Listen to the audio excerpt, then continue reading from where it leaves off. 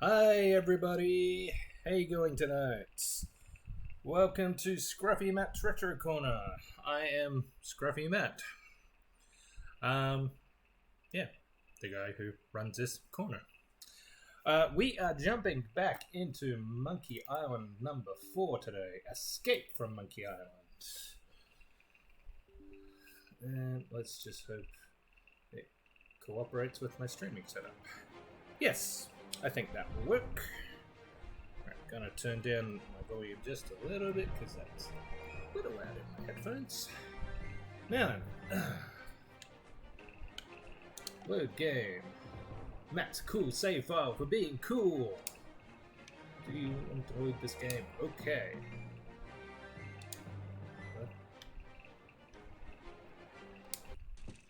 There we go. Alright, so let's do a quick catch up. Last week, Guybrush and Elaine got back from their honeymoon and found that there was some new guy, Charles L. Charles, running for governor. So they also had a demolition order on the governor's mansion. So Elaine sent Guybrush to... What island is this? Some island. To get a restraining order from her family and lawyers. While there, I need my brown soda. Probably shouldn't be drinking brown soda this late at night, but screw it. So when we got to the island, what happened? The lawyers gave us a letter to Elaine from her long-lost grandfather, which was to be given to her on her wedding day, saying that he had left her wedding present in the safe deposit box at the local bank, and that aside from the gifts, it also contained the secrets to the ultimate insult, something absolutely terrifying which could wipe out pirates across the entire Caribbean. Guybrush got there to pick up the contents of the safe deposit box, but was framed for bank robbery by this dude here in the crate, who we have cleverly captured. Unfortunately, the inspector here still doesn't believe he has sufficient evidence to clear our name, which is why we are currently wearing the ankle bracelet of extreme discomfort. We are basically, for all intents and purposes, under house arrest on the island. So we have captured the real bank robber, and we have recovered evidence that he was at the scene of the crime, his prosthetic nose. But we are still required to prove he was the one who actually perpetrated the crime, and we need to recover the stolen loot. So let's start by interrogating this guy.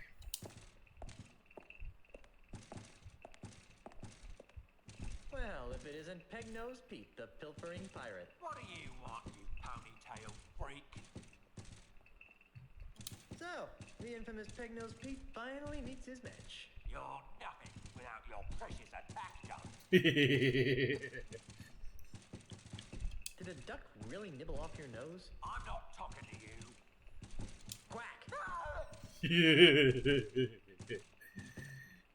Quack! I want my belongings and I want them now. I don't know what you're talking about. Tell me where my stuff is and I won't hurt you. Ooh, now there's a threat.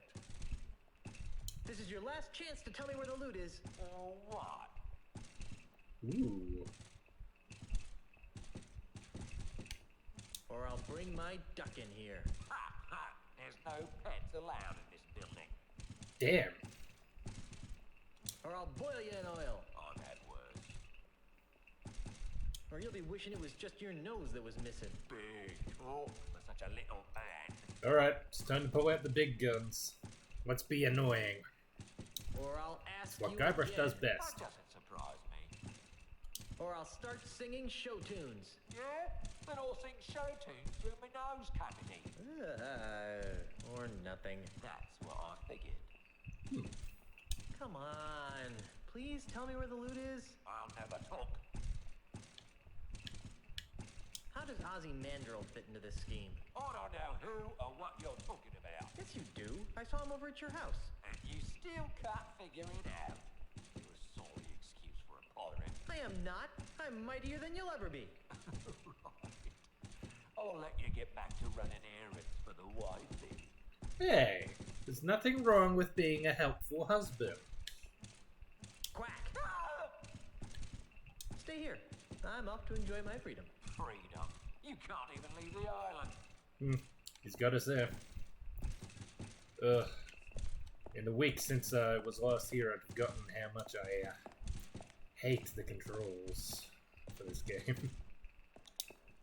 How's it going, Otis? I'm a victim of society. Sure you are.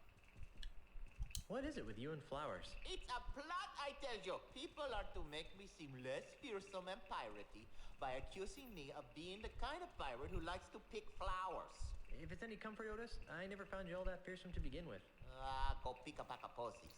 I'm pretty sure these are all the same dialogue options we had last week, so let's just move. Hello. See you later, please. Otis. You're gonna get me out of here, right? Maybe.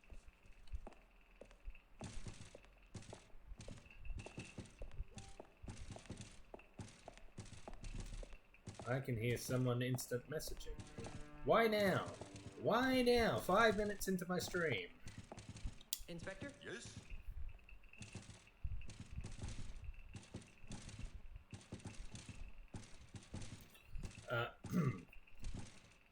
Why don't you believe that Peg-Nosed Pete robbed the bank? Because I'm innocent. Quiet, you. Because, Mr. Threepwood, it's just not Pegnose's style. If Pegnose had robbed a bank, he would have snuck in Oh, yeah, under cover we of darkness. got this last week, Clever too. series of weights and pulleys to open the vault and would have absconded with the loot without leaving a trace of his presence. Pegnosed Pete would never simply enter a bank in the middle of the day, waving a pistol around like a common thug. It's beneath him. Yeah, what he said. Quiet, you. Ozymandias hired Peg-Nosed Pete to set me up. Have you got any proof? I overheard them talking about it. Listen, you. I've been tolerating your quixotic attempts to prove your innocence, but if you start slandering the good names of respectable and powerful citizens like Mr. Mandrill, I'm going to have to seriously think about throwing you back in the clean. Do I make myself clear? Crystal.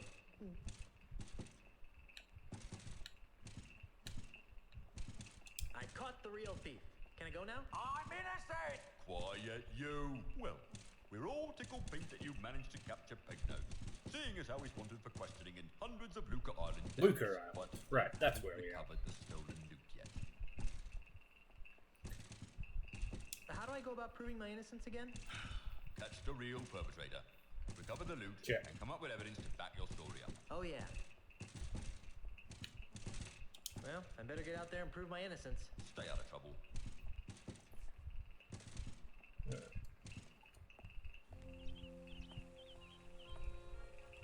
Okay,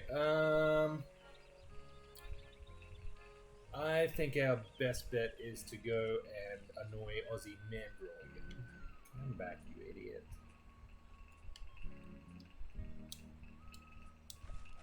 Whoops. That is not the no. Sorry, I'm rewinding the controls again.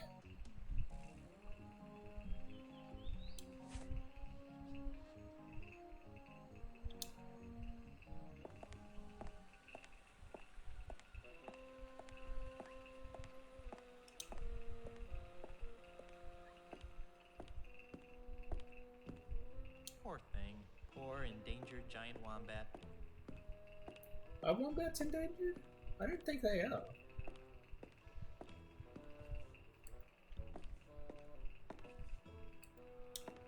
I'm back. What do you want now? I want to annoy you. Hey, you're the jerk who hired Pegnose to frame me for the bank robbery. That's strange. I heard that you were the one who robbed the bank. Ha! I overheard you talking to Pegnose in the swamp. What? You heard me. I know all about your scheme to steal the Marley heirlooms. Ah, your puny pirate brain is incapable of perceiving the true depths of my scheme. Besides, you'll never be able to pin anything on me without the loot. And you'll never find it. Ha! I already found it. Really? You found Pegnose's booty showcase? Yeah. What did it look like? Uh-oh. It's very nice. Lots of booty. You're probably bluffing. But I was planning to take a hike to the showroom anyway.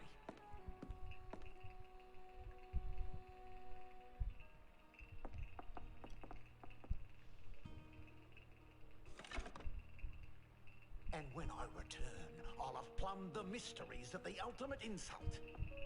Don't touch anything while I'm gone. Grandpa Marley's letter mentioned the ultimate insult. Wonder if it's important. Nah.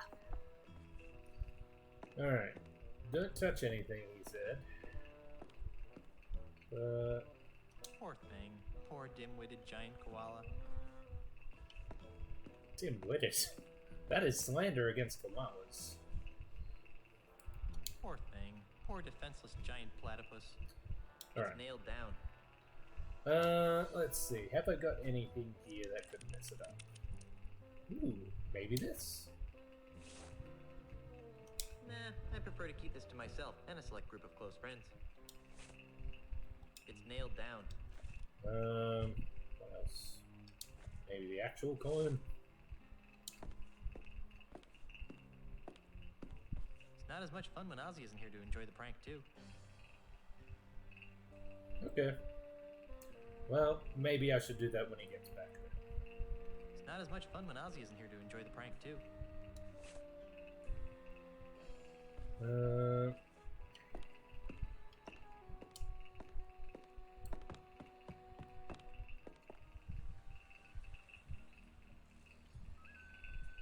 Now, will he come straight back? Or do I have to go back into town?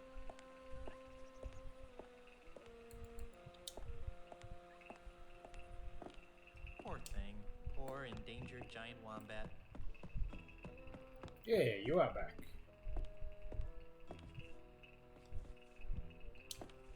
I'm back. What do you want now?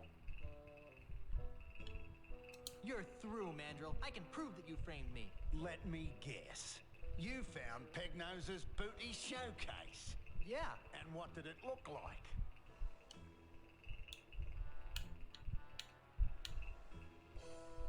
Maybe I don't want to tell you. Maybe I think you're bluffing.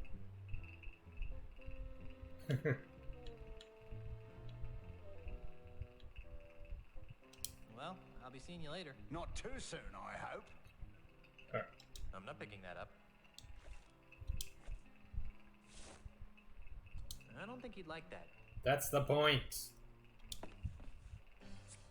What are you doing?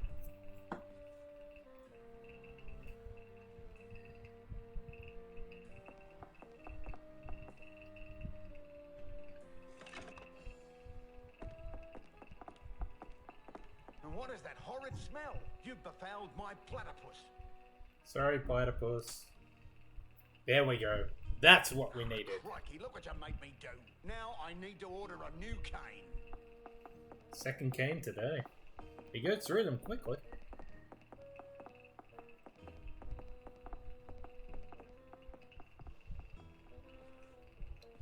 I thought he'd never leave.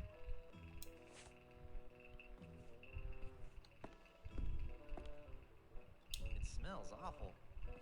Yeah. Well, whose fault is that? It's mine. My fault. Hi. Still here, are ya?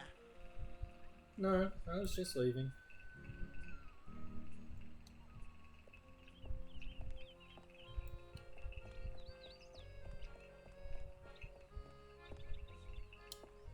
Hi. Hey there, moneybags. Very funny, Mr. Threepwood. Are you enjoying the money you stole? Hey, Hey, I'm innocent. That's right. And I'm a 20-carat brooch. I hear my parole officer calling. See you later. Alright, where's the stick shop?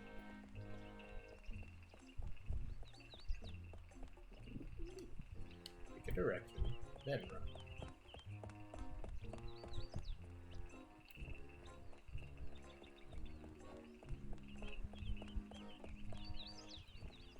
There it is, in the back.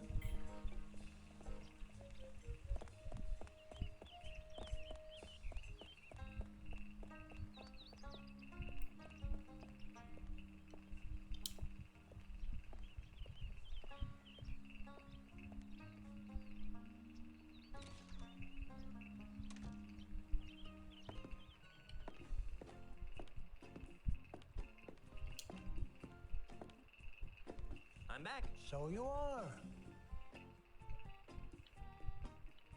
Why do you put up with that rude, stick-breaking customer? You mean Mr. Mandrill? Well, for one thing, he's rich. If he ever pays off his tab, I'll be able to retire. For another thing, he's a steady customer. Barely a day goes by when he doesn't break his walking stick in a fit of rage and demand a new one. For a third thing, he's not too bright.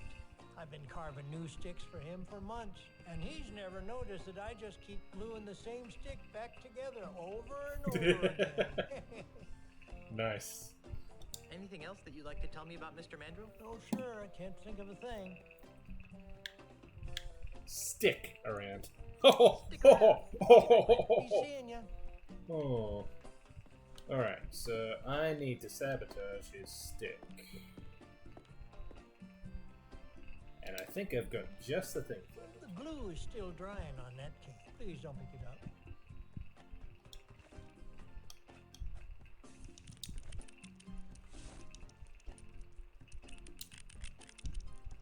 Those little buggers sure know high-quality wood when they see it. Freddy, my new caner better be ready.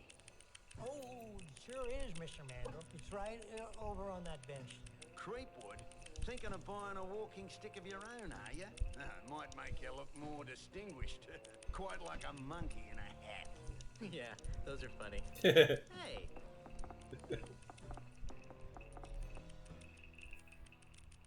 Put it on my bill, Freddy, and don't even think about overcharging me, or I'll own you. Yes, sir. Always a pleasure, Mr. Mandrill. So much pleasure.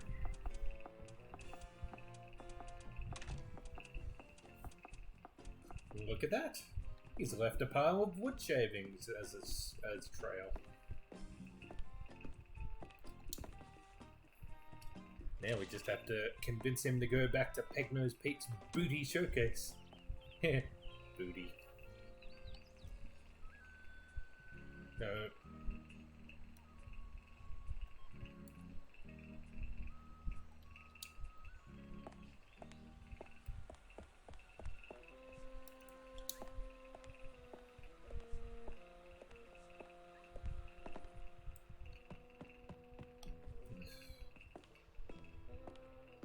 I really miss the original point and click controls from the first 3 games.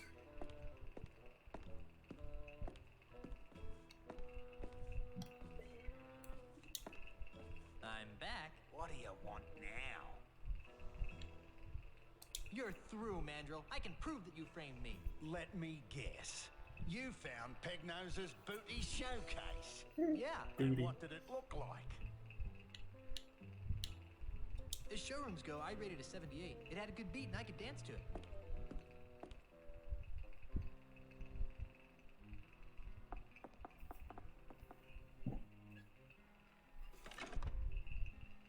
With the power of the ultimate insult, the Caribbean will be mine. Don't Okay. touch anything while I'm gone. Nice talking to you. Once I clear my name, I really should find out what this ultimate insult thingy is.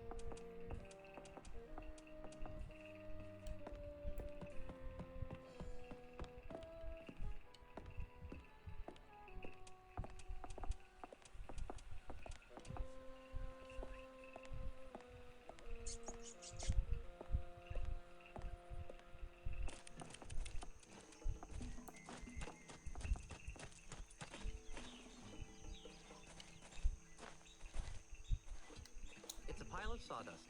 You're a pile of sawdust. Good thing I had that trail to follow. Up until now, that is. It's disappeared. Those termites probably ran out of cane to eat. Now, where did that Australian pirate phobe go? Oh, there he is. I must have kangaroos in the upper paddock. Be very, very quiet. I'm hunting owls. This Hey. sub nonsense has me uncharacteristically baffled. I knew I should have taken that class in ancient voodoo curses at the University of Toowoomba. Toowoomba. Does Toowoomba have a university? The heirlooms must be nearby. It's pretty shallow here. I can see the dirt on the bottom easily.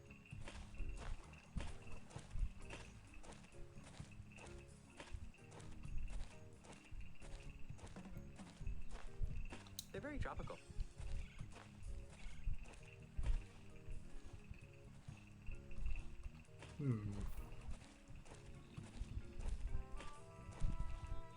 It's really deep here. I can't see the bottom at all. Just a strange, murky darkness.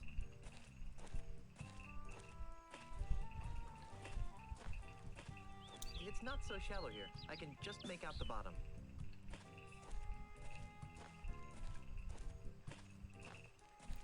Alright.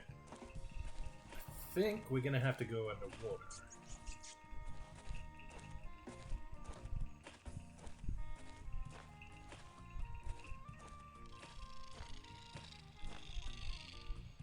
No thanks. I'm not thirsty.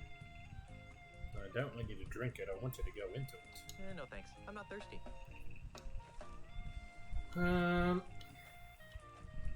He said he can barely see anything down there. I think we're gonna need a light source. Something that we can put in this container, perhaps.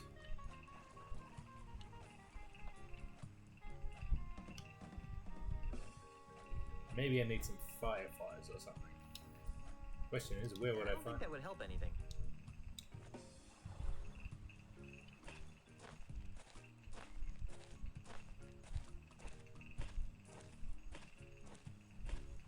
Alright, let's have a look around. There's probably something I've missed.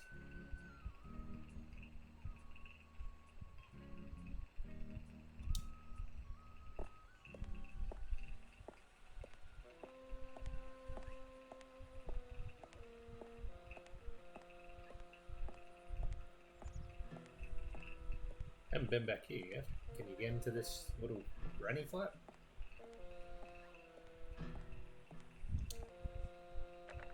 It's locked. Too bad we don't still have that skeleton key. That would have been really useful.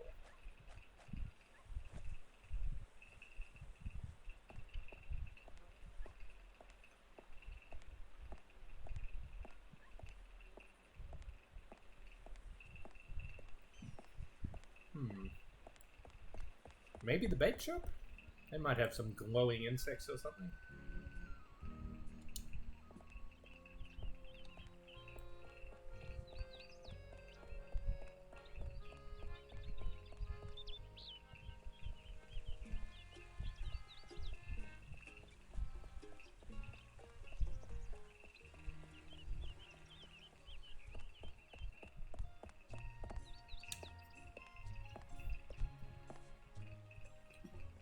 Hello, Peaches. How are you doing tonight?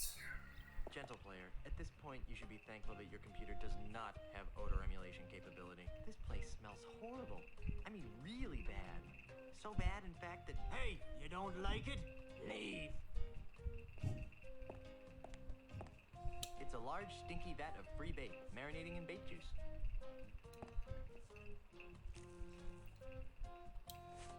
Probably don't need it. I've already made the stinky perfume. Excuse me. Yes? Not great, but not about to give up. Well, I'm sorry to hear that. I hope you feel better soon. Probably not a good idea to mention the termite circus, considering we stole his termites. But where's the fun in that? I'm almost afraid to ask, but Why are you running a termite circus? Well, I used to sell termites as bait, but most deep-sea fishermen prefer something with a bit more Stench? meat. Anyway, when bait sales started tailing off, I took all my termites and trained them to do circus tricks. I even got the act approved by the newly formed Luca Arts Entertainment Consortium. Luca Arts. Is it working? Not really.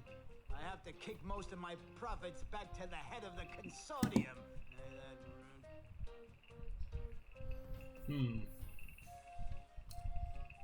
Alright. I'm not sure where to find anything that would glow. Is the bait business getting any better? I might have to It look still up a guide. stinks.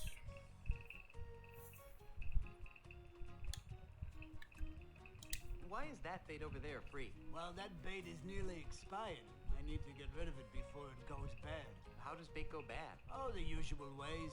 Falls in with the wrong crowd, starts rebelling against authority, begins dating bait of loose virtue. And before you know it, the bait's gone bad. Sorry, I'll just be a second.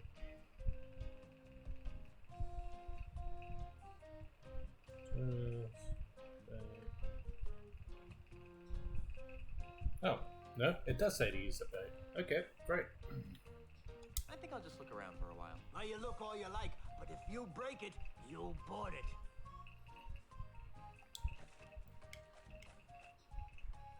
Ugh.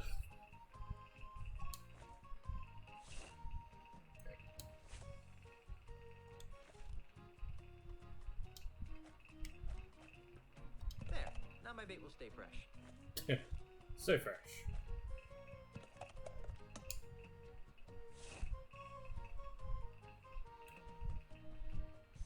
I don't think he'd like that. Just looking at him makes my eyes burn. Phew. Better close this back up before I attract sharks. It's filled with stinky bait. Okay, so now I just have to figure out where to use it. Probably the marsh.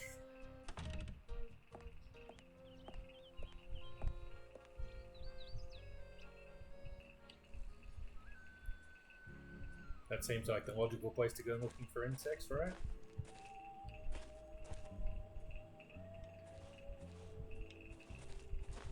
I'm not picking that up.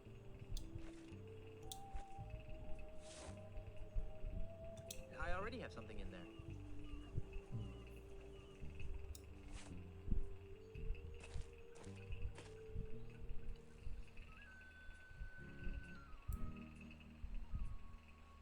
Well,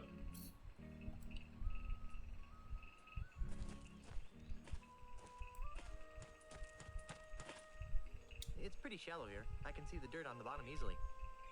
No thanks. I'm not thirsty.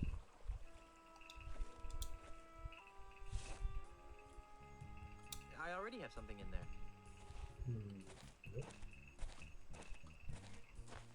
What does the guide have to say?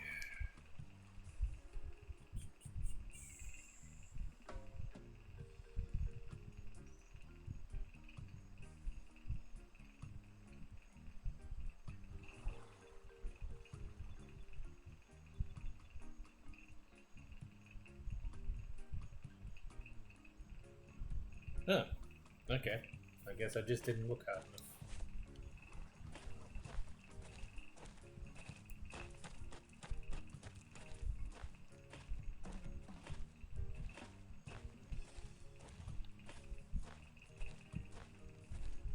Hey, there's a hidden passage back here. That must be where Ozzy disappeared to. Oops.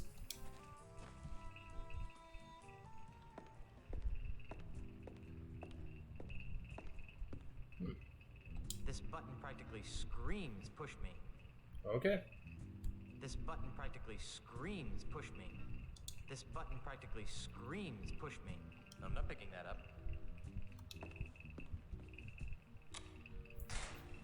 Hey, that looks like the Lucretown Bank's missing loot. And the Marley heirlooms. I've got to find a way to get in there. What kind of twisted freak keeps the skulls of his victims lying in piles around his showroom? I bet he wasn't hugged much as a child. I don't know. I kind of like that. The bank booty and the Marley heirlooms are in the cavern on the other side of this unbreakable window. Okay. Ick. Dirty dishes. For a master thief, Pegnose is a real slob. What else have we got in here? Anything useful? What an odd collection of junk. There doesn't actually seem to be all that much valuable stuff in here. Murray? Guess not. I miss Murray. Do you miss Murray? I miss Murray. Oh, can we go around behind the bar? No? Doesn't look like it. Wow. Wonder if Elaine will let me have one of these. Nah, I wouldn't want to get tipsy in here and accidentally break something expensive. Nah, I wouldn't want to get tipsy in here and accidentally break something expensive. I'm not seeing anything useful here.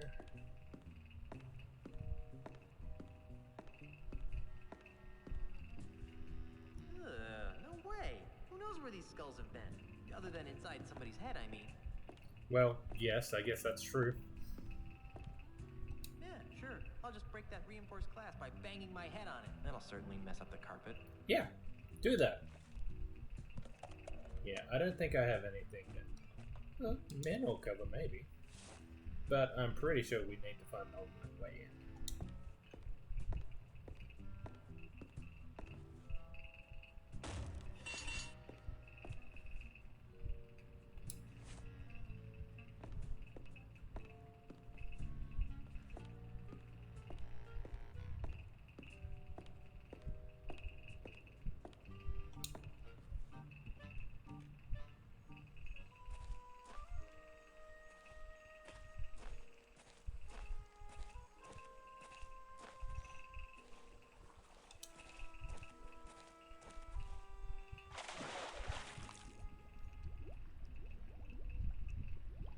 Well, it's a good thing Guybrush can famously hold his breath for 10 minutes. There's our glowy little friends. I can't tell what that is. It's too dark to see.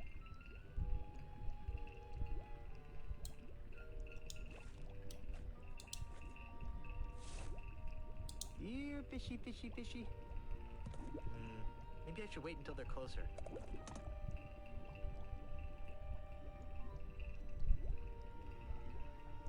Here, fishy, fishy, Oh, fishy. hang on. Oh, there we go. Thank you. There's a little glowing fish sealed inside.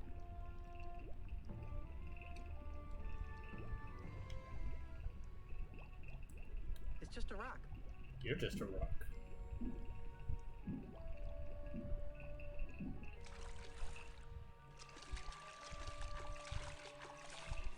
Whew. It's a good thing I can hold my breath for 10 minutes. It's the stolen booty from the bank. It's beautiful. I can't reach it. I mean, I really can't reach it. Oh.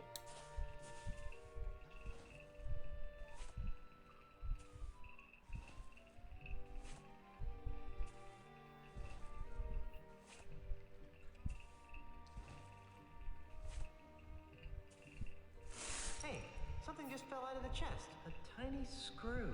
I'll bet it goes to Pegnose's prosthetic nose. Now I can clear the good name of Guybrush Threepwood.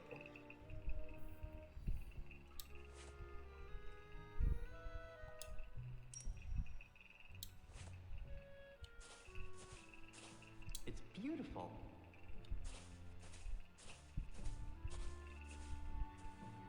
Let's get out of here. Looks like someone couldn't hold their breath long enough. It's just some slimy seaweed.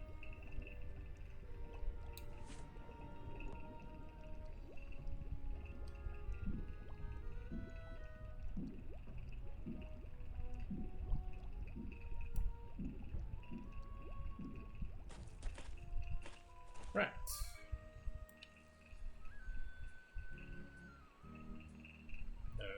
Come back. Oh, you idiot. Oh my god.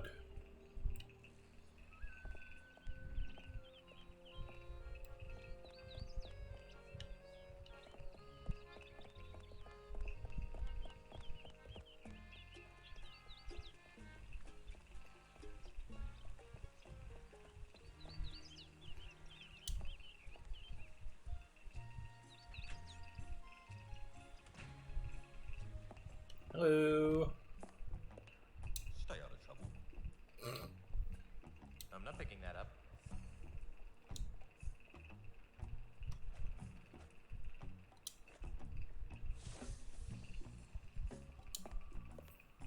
Here we go. I recovered the stolen loot. Am I free now? That doesn't mean you didn't steal it.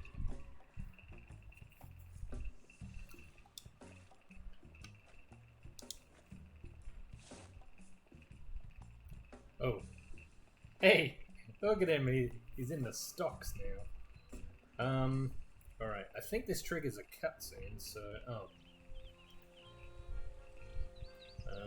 What's the button for the menu? Save game. Because last week I did have one incident where the game crashed when it went into a cutscene, so... Let's just be safe.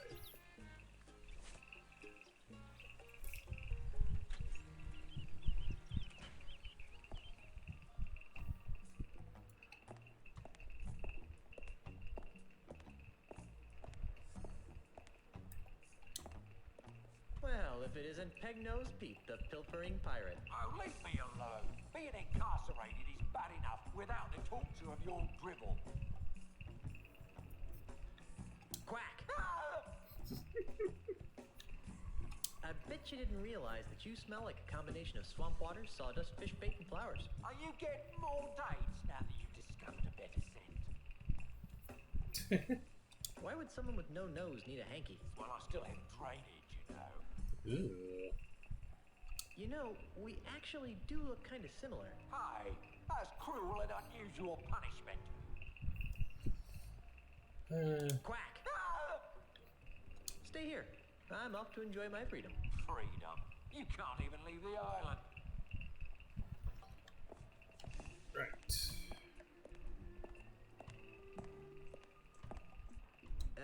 No. Hey, I should bring Meat Hook here. You'd like this place.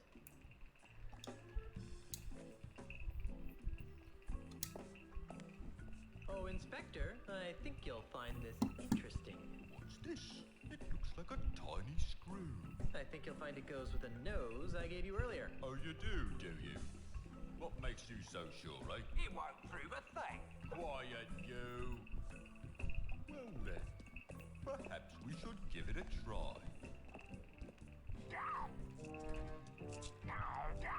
Yeah. Hold still, you.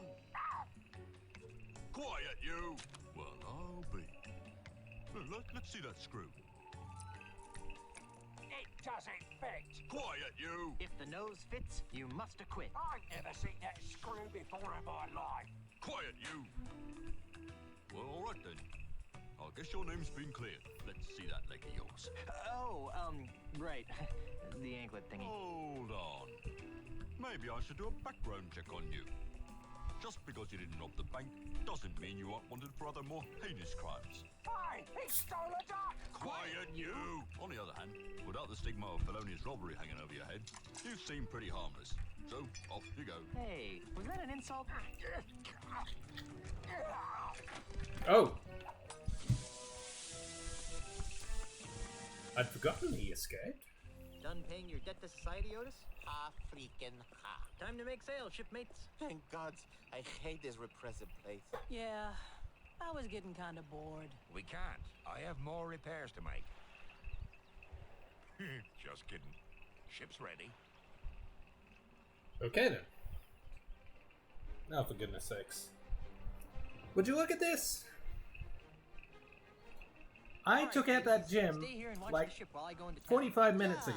You guys stay here while Guybrush and I Let someone check out else the have door. it for a while. Let You someone get to else go, earn some I coins. get to go. Ugh. Scumbar, here I come. Hey, if anyone here gets to go to the scum bar, it's me. Hey, please stay here and guard the ship.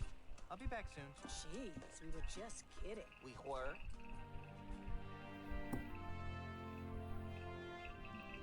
This can't be right. I'm afraid it is, Governor. Charles L. Charles' Good Times Free Grog campaign has given him a 23% lead in all the polls. But, Honey, I'm home. Guybrush, you're back. Yes, and look what I've got. Oh, wait, that's not it. Oh, Guybrush, this is wonderful. Esteban, take these papers down to Melee Town Hall and save my mansion. Oh, Guybrush, I am so glad you're back. What took you so long? Well, that's a funny story. It all started when I went looking for the no-nosed pirate. Oh no, Comic Sans. And then Ozzy said, I'm gonna put your shrimp on me body. He never said that. After that, I was attacked by an army of koalas. That didn't happen. And so the lawyers used the Marley Mansion deed to draw up the legal papers to save the mansion. And I came back here. Well, seems like the sensible thing to do would be to destroy my grandfather's heirloom so that no one could get their hands on the ultimate insult. Whatever that is. I agree. Got a match? Charles! Okay, yeah. If it wasn't obvious before, now it is with that laugh. Obviously it is. Now, my dear Mrs. Marley. The Reapwood. Is that any way to talk to the next governor of Melee Island? I don't care what the polls say. The pirates of Melee will see through your tissues of false hopes and empty promises. The pirates of Melee couldn't see through a window. They can't even see what's right in front of them. What are you talking about? Why, only the biggest lie of them. Hi. LeChuck! At your service. Enough of this inane banter. I've got an election to win. How do you expect to be elected once I tell everyone you're really LeChuck? Go ahead, tell them. Shout it from the rooftops. It will only ensure my victory. And once I'm elected, I'll use my gubernatorial powers to divine the secrets of the ultimate insult. Huh? You heard me. The ultimate insult. With its unholy power, I'll make the seas run red with the blood of my enemies. I'll bring the forces of hell to the shores of the Caribbean. And I'll finally make Elaine my willing bride. Yeah.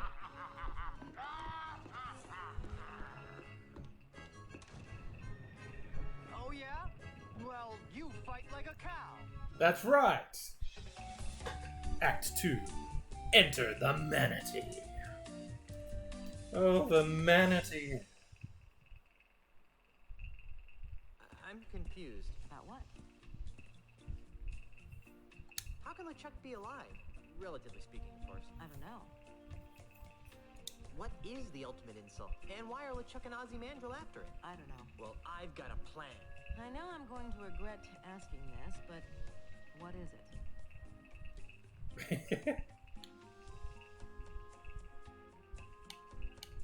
Let's hide in the mansion until this whole thing blows over. That's not very heroic, dear. But it's so unheroic, it just might work. Good idea. I'll redouble my efforts to keep LeChuck out of the governor's mansion, which should be a lot easier now that I know he's really an evil undead demon from heck. In the meantime, why don't you do everything you can to stop Ozzy and LeChuck from getting their hands on the ultimate insult?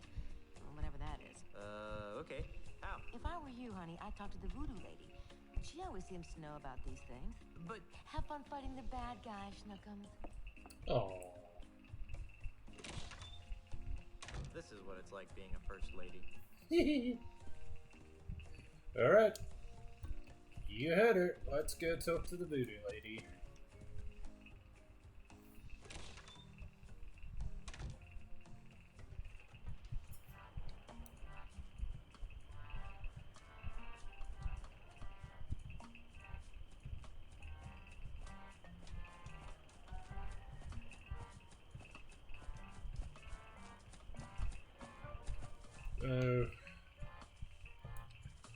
Controls. So bad. You know what? Let's just... yeah.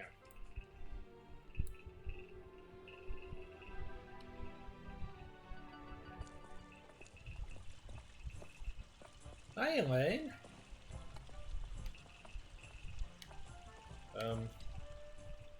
What the heck is going on here?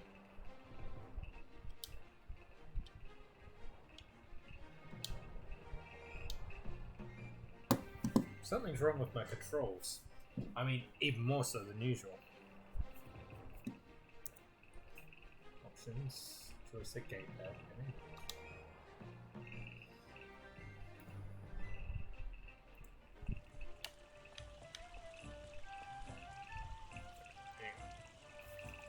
Let's just unplug this briefly.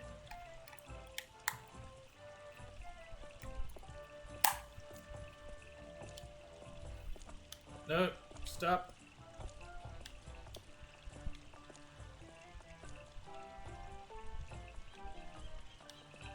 Alright, that's better. It has recently come to my attention that my opponent, Charles L. Charles, is none other than the demon zombie ghost pirate LeChuck. Does Melee really want an agent of the undead legions of Heck governing its fiscal policy? I think not. Thank you for your time, citizens. And remember, vote for Elaine Marley on Election Day.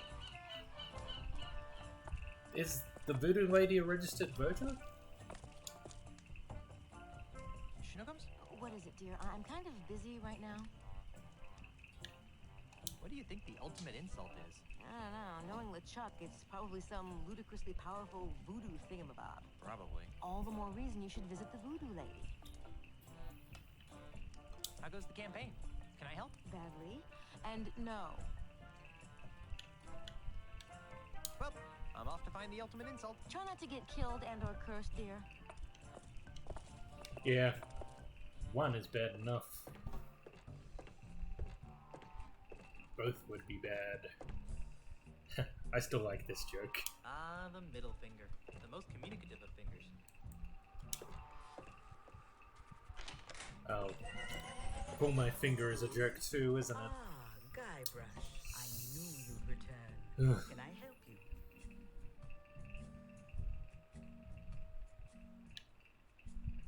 I can tell that you're still interested in my voodoo wares. Did you have anything in particular in mind?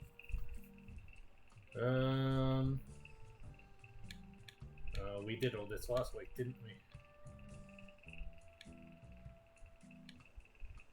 On second thought, I probably shouldn't be shopping at a time like this. True. I see that you are finally ready to ask me about the ultimate insult. Yeah. What would you like? Warm at the moment, Peaches. It is what? What is it still? 19 degrees Celsius right now, and it's almost 9 o'clock at night. So yeah, it's been a warm one. We've had rain today as well, though. It's Melbourne for you. Weather's all over the place.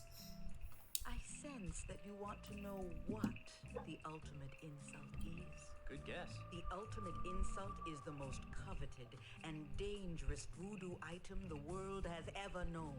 More coveted and dangerous than the indescribable terrors of Big Whoop? Twice as coveted and 5 times as dangerous. Yowie.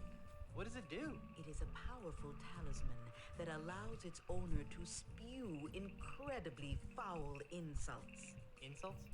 That's all? I thought it would be a potion that turned people inside out or something. But these are no ordinary insults, Threepwood. These are insults spoken in an ancient, forgotten tongue. Insults so vile, so emotionally crippling, that they transform even the fiercest of pirates into an egoless mass of goo permanently. Wow! Wait a minute. If the insults are in a forgotten language, how come they're so dangerous? Wouldn't that have the same effect as insulting me in Finnish? You'd think that, wouldn't you?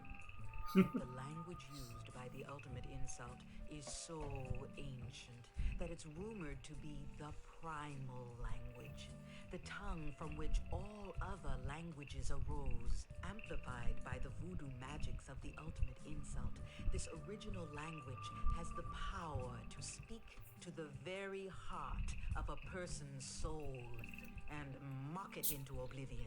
Whoa. Indeed.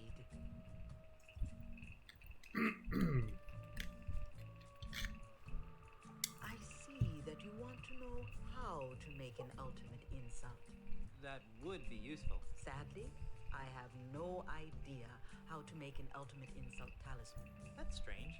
You've always seemed to be the master of all things voodoo-like. Yes, But the ultimate insult was outlawed dozens of years ago in the aftermath of a terrible battle between two ultimate insult-wielding hoongans that shattered the egos of an entire chain of islands. That's awful. And bad for business. As a face-saving gesture, the United Voodoo Workers of the Tri-Island area agreed to gather up and destroy all known copies of the ultimate insult recipe, lest one ever be assembled again.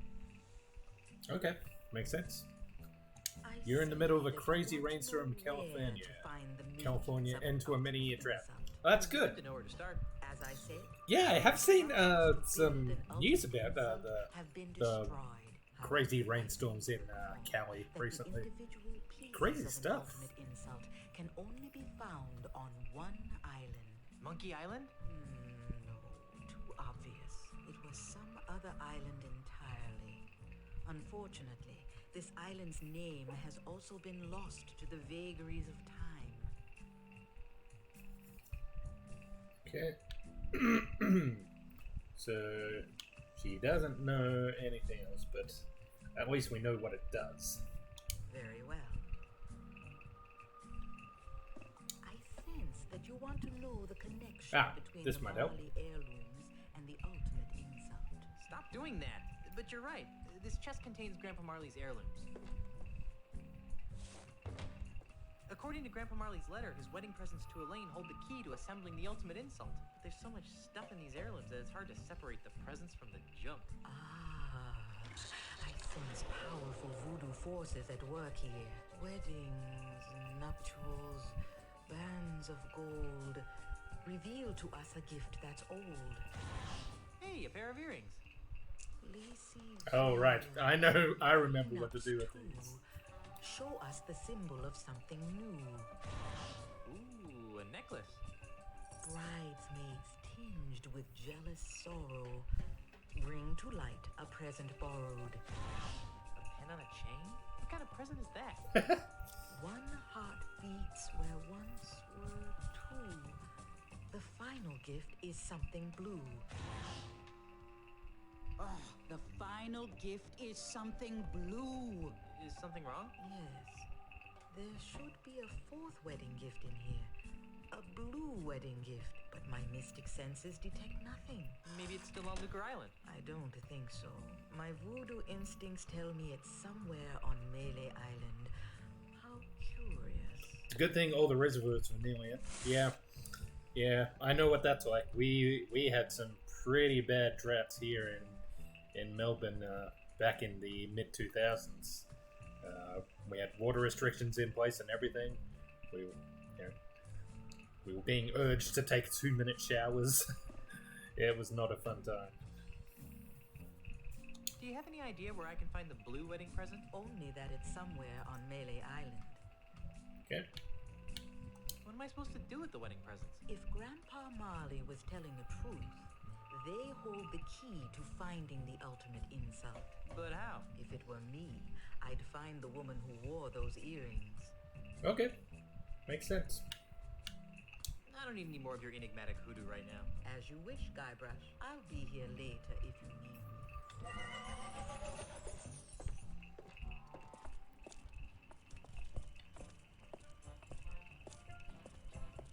Good afternoon, citizen. I'm Melee Island Governor Elaine Marley, and I'm running for re-election.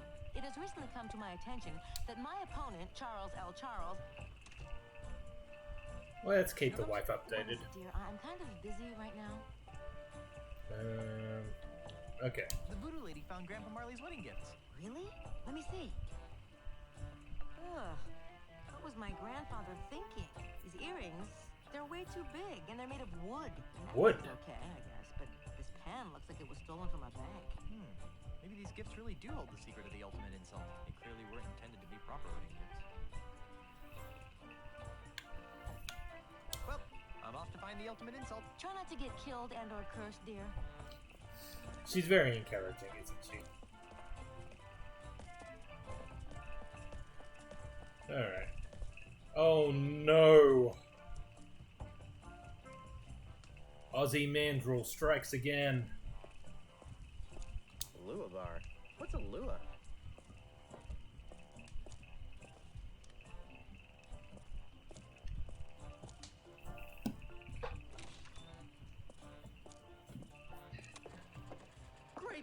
Grog! You've done something horrible to the scum bar! Welcome to the Lua Bar. I'll be right with you. Oh dear. Mr. Cheese is not going to be happy.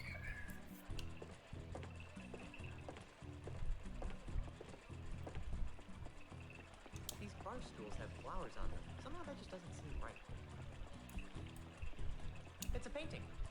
Curious. Seems to be made out of wax. I'll just sit over here. Excuse me, miss. Miss? Can I help you? What happened to the scum bar? Oh, we're under new management now. We've done away with all the pirates, swill, and wenches. Ugh. But I liked the pirates. Ew, gross. Nobody likes real pirates anymore. That's so last week.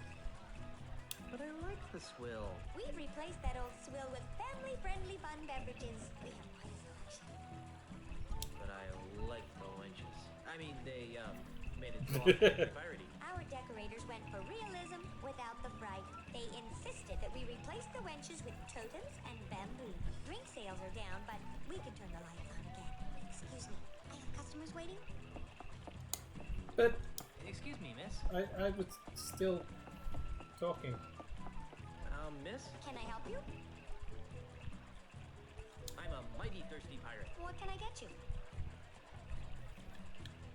I could sure go for a nice grog. We don't have that, but we do have a fine selection of tropical drinks. What? No grog? I'm not sure what that is, but I know we don't carry it. Can I interest you in a fine tropical drink? They come with cute little umbrellas.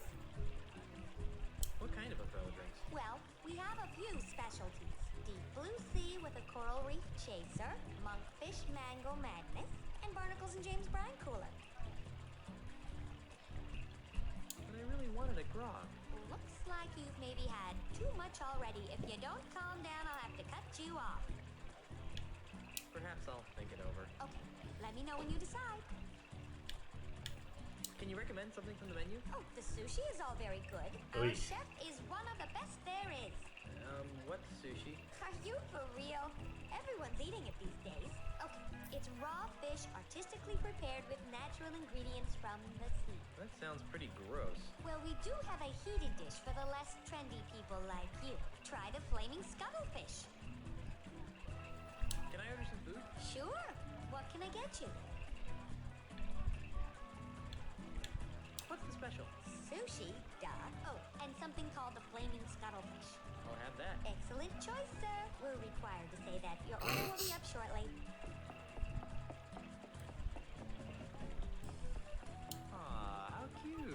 Little itty-bitty boats floating around carrying itty-bitty pieces of something that appears to be edible. Nah, real pirates don't drink anything that pretty. Nah, real pirates don't drink anything that pretty. There's some sort of mechanical stuff under the water that's making these boats go. There appears to be a minuscule meal set on this silly square-shaped tray. I wouldn't feed a squirrel. What's the point? I wouldn't feed a squirrel. What's the point?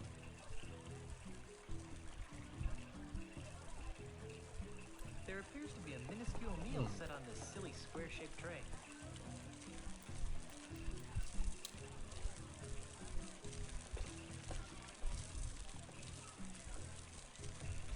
Well, there goes the flaming scuttlefish.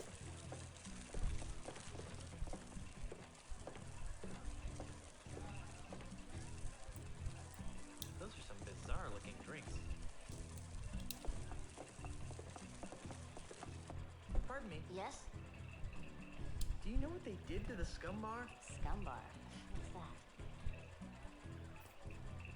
What's good to eat here? Do you like sushi? I'm sure I wouldn't. You aren't from around here, are you? Does it show? When I travel, I try not to look like a tourist. I like to really get to know the place I'm visiting. Then this is the wrong place.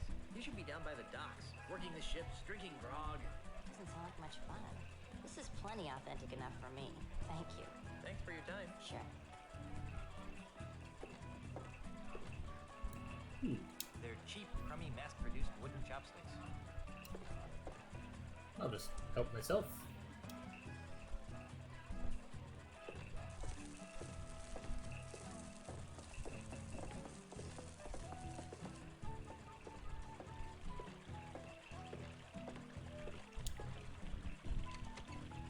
Lord, you are not allowed back here.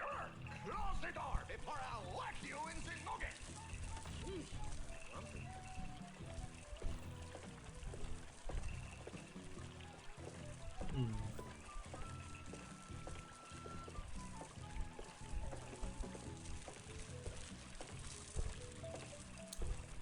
Excuse me. Why, hello. Great getup. What do you mean, great getup? Well, you look really authentic. Just like a, real swashbuckler. Do you work here? No, I am a real swashbuckler. My wife's the governor. I'm a mighty pirate captain. Whoa, you really get into character. What's good on the menu? I like everything. Really? That sushi stuff looks pretty gross, if you ask me. Don't tell anyone. I don't like sushi either. I don't like it either. But everyone else is eating it. After all, isn't that what real pirates eat? I've heard the flaming scuttlefish is the way to go if you don't like sushi, though. Did you know this place used to be a real pirate bar? Really? More than this? Oh yeah, they had real grog, real pirates, and real fights. Whoa, sounds great. But, what's wrong? Never mind. Enjoy your stay. Yeah, thanks. Alright. Well, I feel obligated to tell Mr. Cheese what's happened to his bar. Ooh. I saw it. Hey, there's a quarter in here. It's a coin. Well, it doesn't need any money. It's jam, stupid grog machine.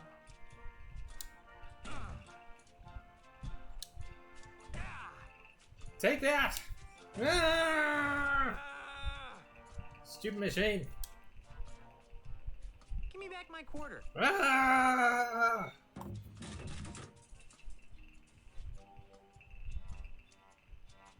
Don't look at me. Jackpot.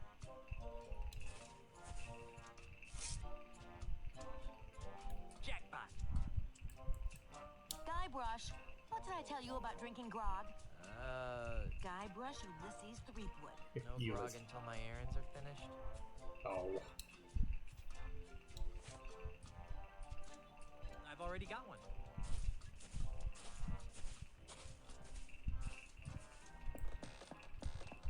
Oops.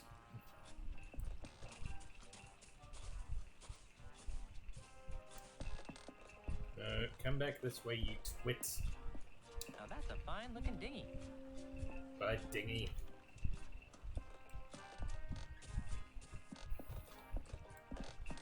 There we go. It's pink. That's the second most beautiful figurehead I've ever seen. Hey, she's got pierced ears. Why would anyone put earrings on a ship's figurehead?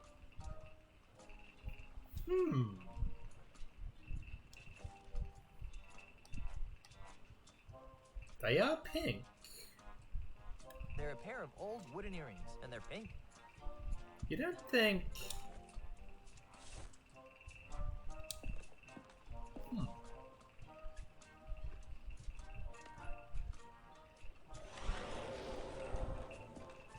Who? What? Where? Oh, cripes, not again. Couldn't just leave me alone, could you? Most pirates would be happy with a gorgeous inanimate figurehead. But no, you had to stick those accursed voodoo earrings into me. Well, here I am, an enchanted, talking, ticked-off figurehead. Am I everything you hoped for? Hey, a talking figurehead. Hey, a talking monkey. Well, actually, I'm a mighty pirate I'm captain. scaroused. Talking monkey. Says you. I've been everywhere in this cesspool of a tropical paradise, and I've seen everything. Much more than some grog-like, swilling nobody like you. Okay. Well, I'll talk to you later. Suits me fine. Hey! Who painted me pink?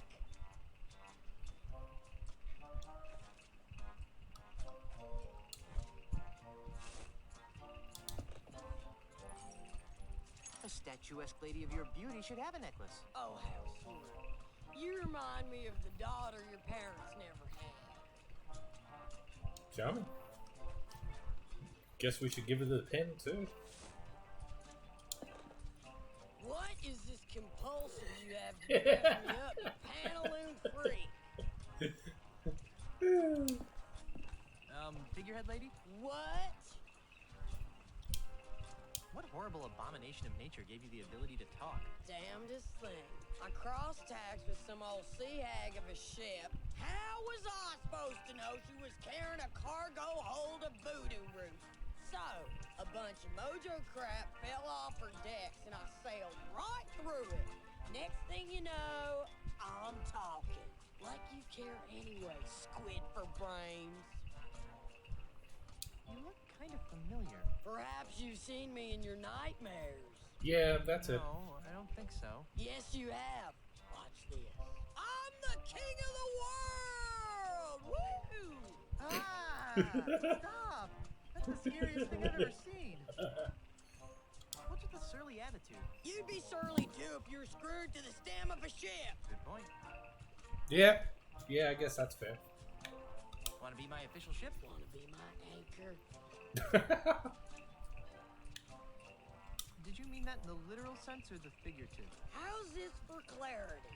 Make like a jellyfish and dry up on the beach. No, I guess I don't want to be an anchor. Well then buzz off, son. You're blocking my view. Your view of what? I'd make a better captain. How long were you a bellhop before you got promoted? How about dropping this subject, toilet brush 3-fold? Figurehead lady? What? I'm looking for something blue. We're all looking for something, Rat Dander. But this is important. I need something blue, like a bride would wear at her wedding. And you would make a lovely bride. It would have been for my wife. I can't help you, but I'll bet she's pretty blue now. Ever heard of a voodoo talisman called the ultimate insult? Sure. What of it? Do you know where it is? No. Do you know what it looks like? No. I've heard it can emasculate the toughest of pirates. Really? Are you sure you've heard of it? I've never heard of your stupid Ultraman insult thing. I was just yanking your chain hard. Oh, scrub off now, would you? Fine. That's the second most temperamental figurehead I've ever met. It's pink. Hey there, Mr. Cheese. Ahoy. How are things down here? Quiet. Too quiet. Where's Carla? I'm right here. Where? She's on scupper cleaning duty. It's not fair. Otis cheats. I was witness. He beat you fair and square. Where did Otis wander off to now? Oh, he's around here somewhere. I told him not to leave the shipyards. Probably taking all the grog I got out of the machine. What's Carla complaining about? Oh, she and Otis played a round of insult rock, paper, and scissors to see who would have to clean the scuppers. She lost. There's no such thing as an illywhacker. That's what I tried to tell that Australian jerk, but it didn't work for me either.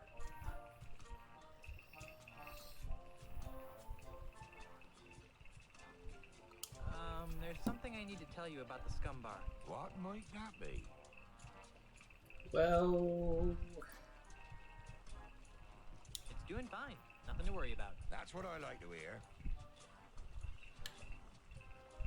There's something else I need to tell you about the scum bar. Now what? It was burned to the ground. That's a good one, Freakwood. I think I would have heard something if that happened. There's something else I need to tell you about the scum bar. Now what? Someone broke all the windows. Ah, that happens all the time. The good salty sea breeze actually helps freshen the air inside of it. There's something else I need to tell you about the scum bar. Now what? Actually, never mind. What? That Australian land developer finally got his hooks on it? I knew that would happen if I left town. It's worse. How so? It's been turned into a poopy French, Hawaiian, Japanese fusion restaurant. Ah! Yeah. You You shouldn't worry about losing the scum bar. Why not? You still got this navigating job to fall back on. Yeah, for another 2 whole acts. Yeah, I suppose. You'll never guess what I found out about that Charles L. Charles character. What? He's actually LeChuck in disguise. How about that? Aren't you surprised that Charles L. Charles is really LeChuck? Are you kidding? That was foreshadowed from the start. Seriously. Have you ever heard of something called the ultimate insult? It wouldn't have anything to do with being beaten in insult arm wrestling by a spaghetti-armed pirate wannabe, would it? No. I don't know nothing about it. I should get back to work now. Work? Is that what you call it? Sold. This one looks like a nice ride. Alright. Meathook did say to come back later after I'd finished my errands, right? That seems like a good time. Hey, look, a full moon. Let's see if he lets us in this time. Ah, forgot to lock the door, huh?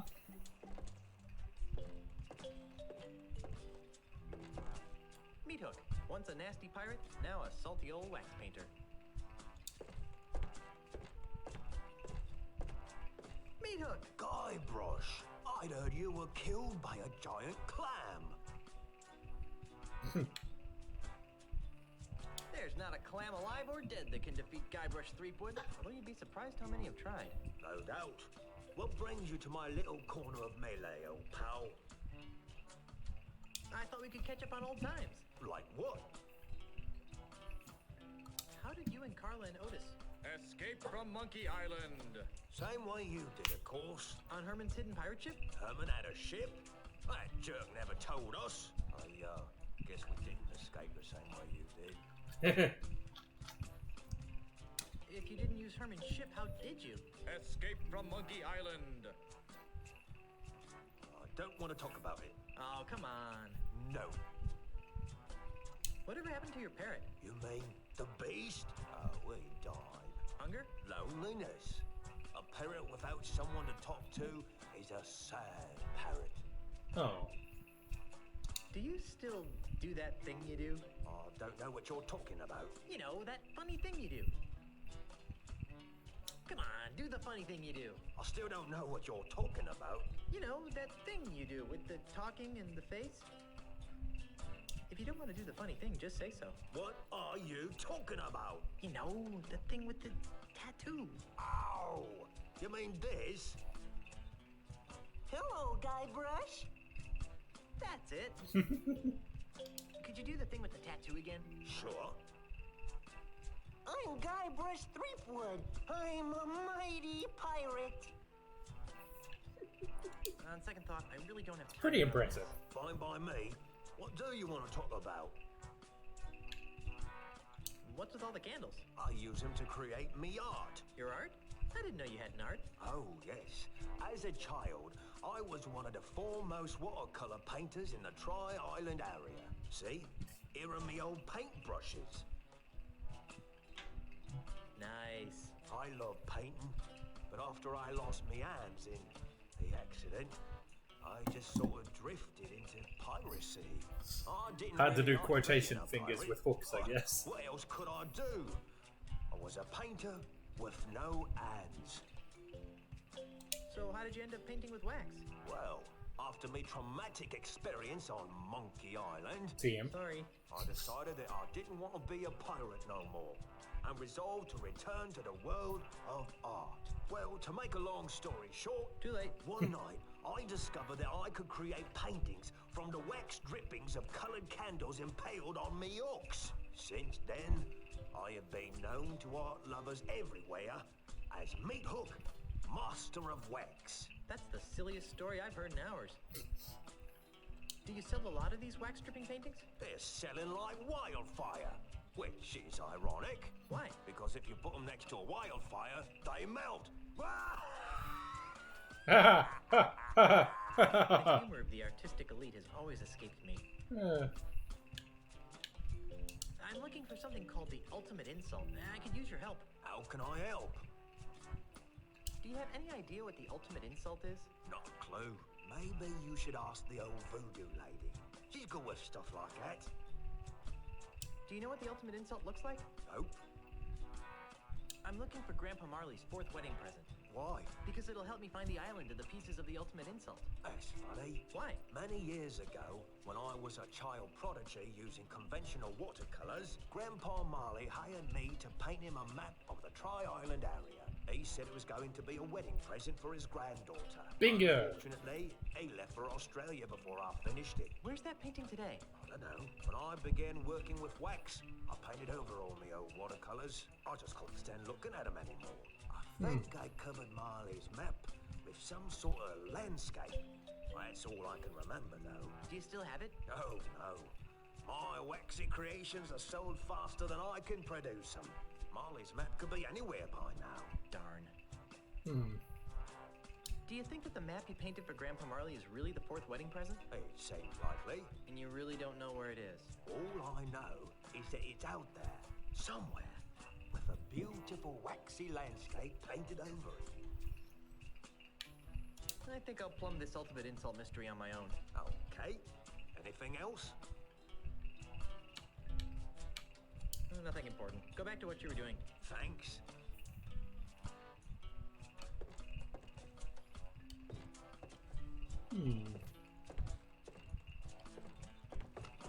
Whoa.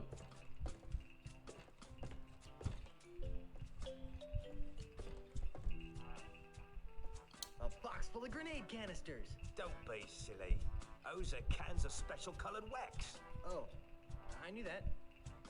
Nah, I prefer watercolors. And finger painting. Yeah, that does seem about your speed. More fun than a barrel full of wax. Why would I want that? Why wouldn't you want that? He sure does have a lot of barrels full of stuff in here. I don't even need one barrel, much less multiple barrels.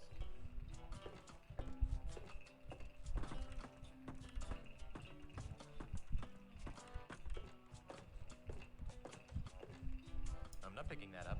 What vibrant colors.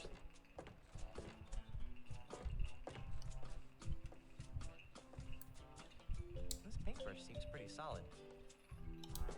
Oh, I'll have that. I'm sure he won't miss it. It's not like he can use it anymore.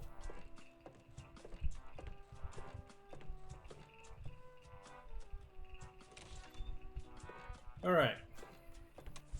So, we know the painting is now covered by a wax landscape. And we did happen to see a painting, a wax painting that might fit the bill at the bar.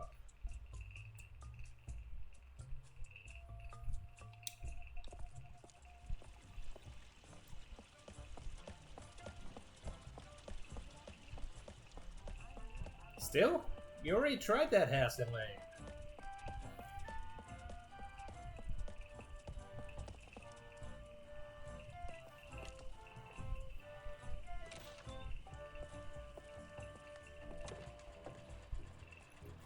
Okay.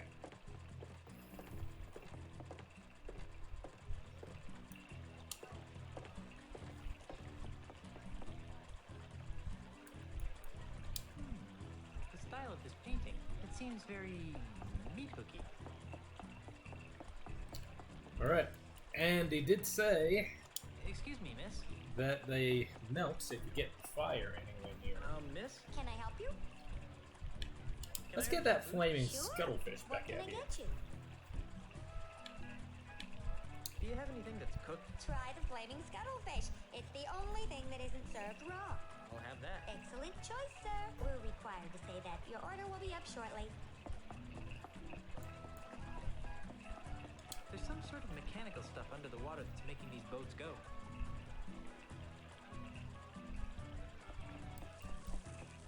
I wouldn't feed a squirrel. What's the point?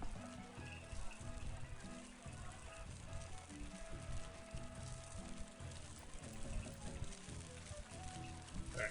I think this will require delicate time.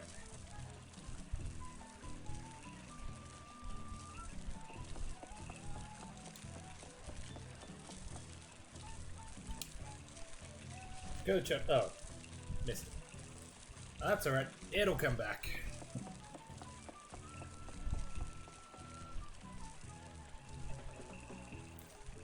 Those things really don't go together. Well, how else are you supposed to get the sushi off it?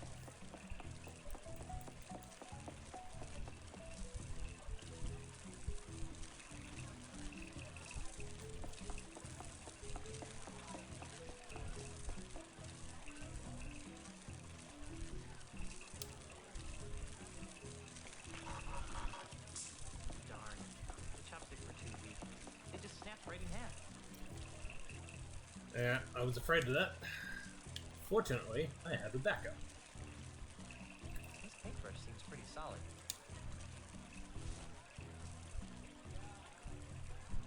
Unless... Should I use this?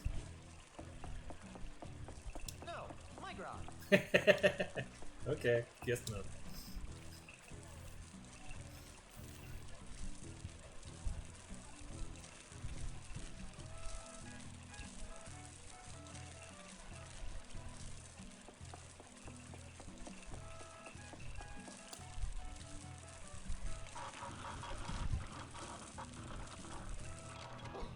What is this?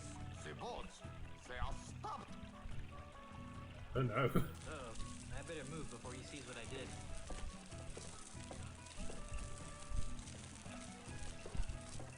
Well, maybe I can get to the kitchen. Oh, here is the problem. Some smart Alec has jammed the works. So help me if I find out who did this.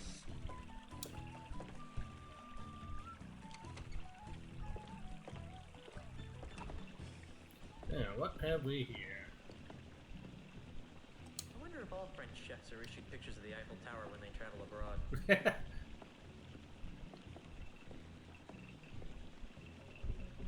didn't know they use pineapple in sushi dishes. Nah, I've had enough citric acid for a while. Smells like my laundry. I don't want to get fish stew stains on my pants. Wonder what kind of yummy goodies are baking in there. I don't think so.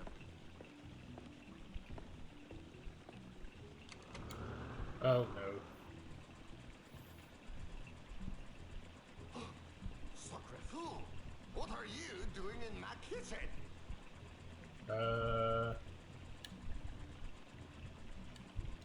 Looking for a menu. What are the specials? Out, out, out! Hmm. Did I get my paintbrush back?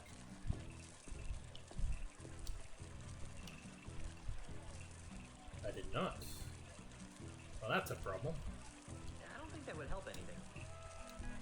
Oh. I probably should give back to Elaine, shouldn't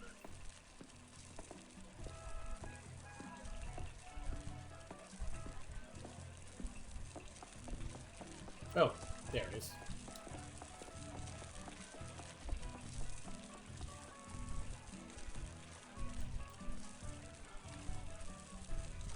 Nope. Missed it.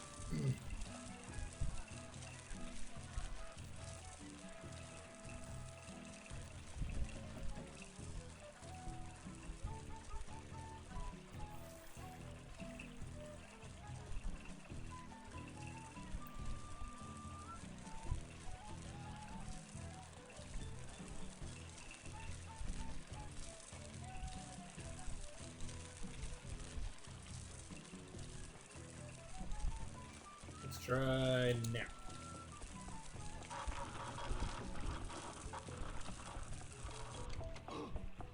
Mon Dieu, not again! Uh-oh. I better move before he sees what I did.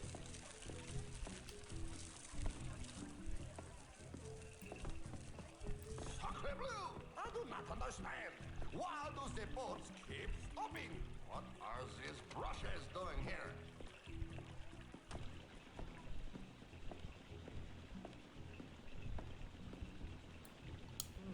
Brass monkey. Brass monkey, monkey!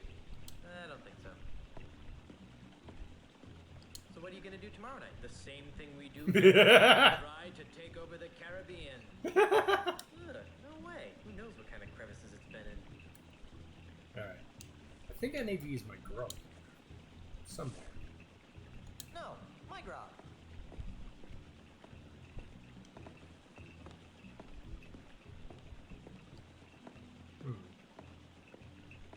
I feel like it's something to do with that stove. Mon vichyssoir, why do you still molest my kitchen? I think I lost my tour group. Get out of my kitchen!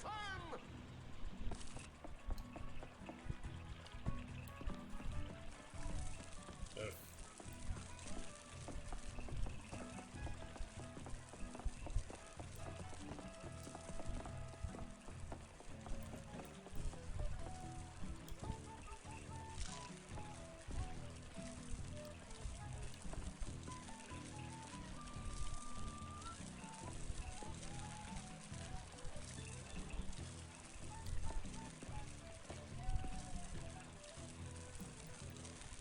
Nope, missed it again.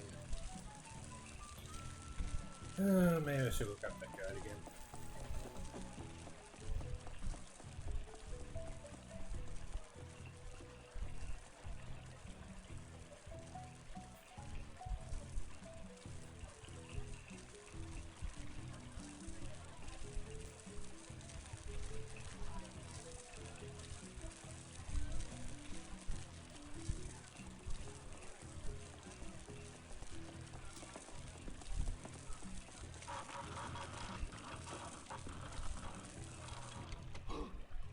Mon Dieu, not again!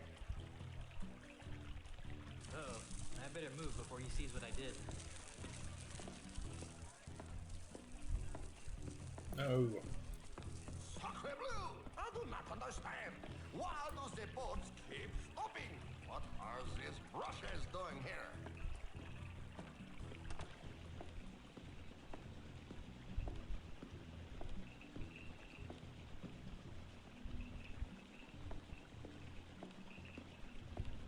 Ah, here we go. Warm. Let's just sabotage this, shall we?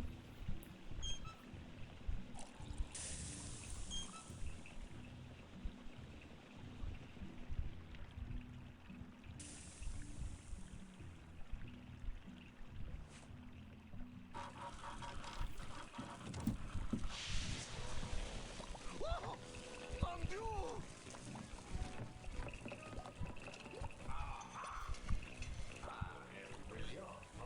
She's fixed. Oh no! My beautiful painting!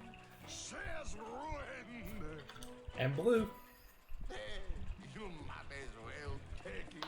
It is of no use to me now. Thanks. Thank you. It's a painting from Meat Hook's Blue period, depicting what appears to be the entire Tri-Island area. Cool. Alright, let's just go give Elaine that, gubernatorial seal back. She might need it. Good afternoon, citizen. I'm newly Island Governor Elaine Marley, and I'm running for re-election. I still got this thing. It amuses me. It has recently come to my attention that my opponent, giving that Charles back. L. I Charles, worked too is hard none for it. other than the demon. You're not giving it back. Okay. But may they really want an agent of the... I'm pretty sure she was for it back.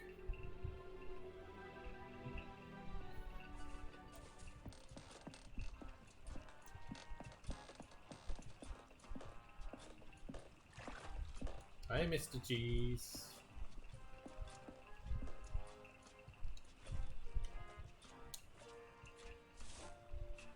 I don't think he'd like that.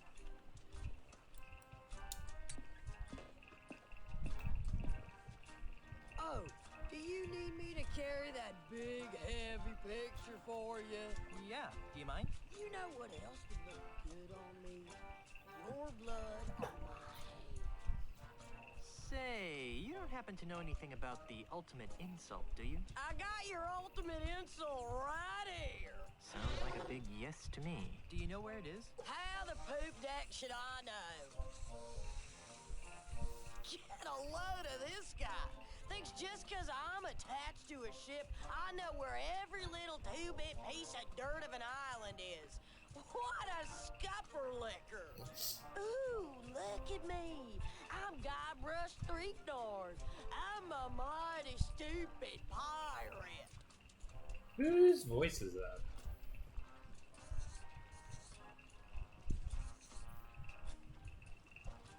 Jambalaya Island. Interesting. Do you know what it looks like? I told you, you festering bucket of shark bait.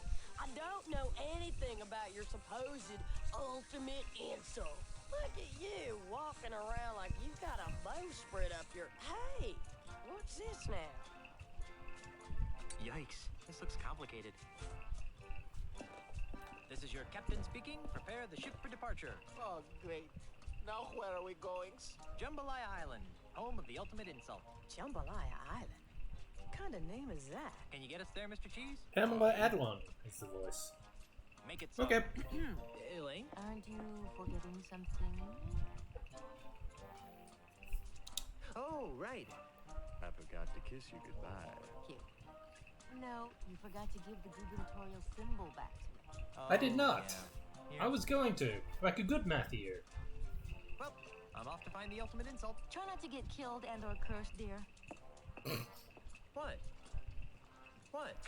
Hey, a talking monkey! Oh, ungrateful. Mr. Cheese, wouldn't it be easier to sail around that typhoon on the horizon? Where'd be the fun in that, Captain? Cry havoc and let's slip the dogs of war. Not in the face! Not in the face! Oh, the ship cannot stand the strain, Captain. There's no place like home. There's no place like home. This was only supposed to be a 3-hour tour. Well, that was a miserable journey. No cushy government job is worth this much grief. Welcome to Jambalaya Island, home of swashbuckling pirates and spooky voodoo curses. And tacky themed restaurants. And tourists. Do I be hearing piped-in music wafted through those artificial trees? What are you guys talking about? This is a perfectly normal pirate town. Oh no. Starbucks By Planet Threepwood. the corporate tourist industry. Oof. Gee, Ozzy must have been really busy here. Oh, I need a drink. I've got repairs to make. I'll stay here and, guard the ship.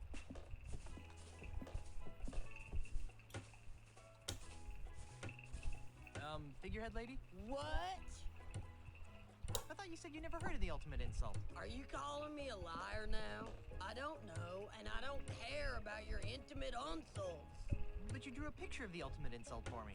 I don't know what you're talking about, but I don't think I like what you're implying, you son of a sea urchin. You really don't know what the ultimate insult is, do you? Finally got that through your thick skull, did you? Let's do a quick save here. Always good to save, especially when you're never sure when the game might crash.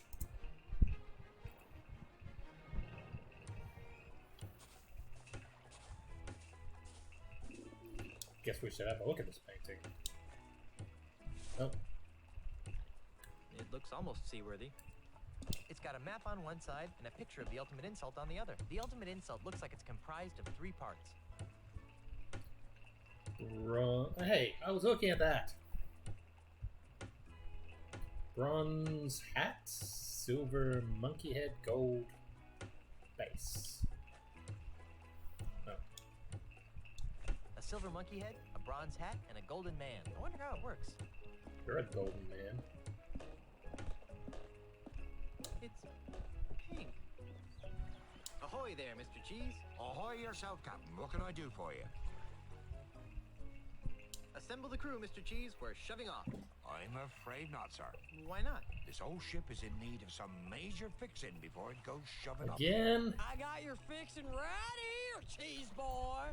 Besides, shouldn't you be looking for that penultimate insane dingus? I guess, but I really wanted to go for a cruise. Or maybe later. Darn.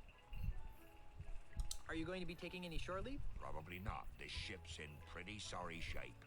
Speak for yourself, bub. Besides, this island makes my skin crawl. Why? It's so clean. Where's Carla? The bitter one with the sword and the attitude. Yeah? Well, she scuppered out of here as soon as we docked. Want to help me find the pieces of the ultimate insult? Well, that sounds like good old-fashioned piratey fun, Captain. But I really have to repair this wreck of a ship. Repair this, you gimpy goat sniffer. Although I'm tempted to just let her sink. Carry on, Mr. Cheese. Aye, aye, Captain. Welcome to Jambalaya Island. That sign is really high in the air. Community rowboat. Disclaimer. The Jambalaya Island Chamber of Commerce cannot be held responsible for the seaworthiness of the community rowboat. Fair enough. That sign is really high up.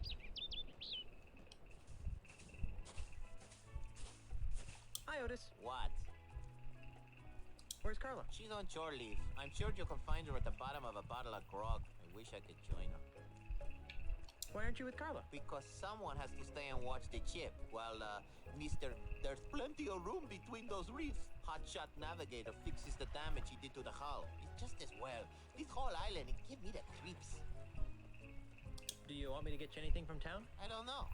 I can't imagine needing anything from a town that's so clean.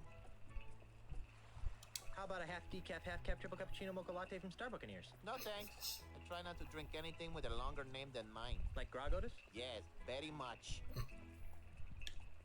How about a custom brewed boysenberry grog from the Micro Groggery? I don't trust those micro groggeries. Why not? I never seen a pirate go blind drink a micro grog. Now you tell me, what kind of grog is that? Good point. How about some authentic souvenirs from Planet Threepwood? Don't I get enough of you in my life as it is? Oh yeah, I love this. Well, I saw some lovely flowers at the edge of the docks. Ha freaking ha. You know, I can't think of anything you'd want either. I don't suppose you've got any useful thoughts about the ultimate insult. Are you kidding? I'm living the ultimate insult. Will you try to stay out of trouble this time? How much trouble could I get into walking on a dock? I shudder to think. Besides, I'm not sure I want to go into town. This island gives me the willies. Carry on. That's what I was trying to do.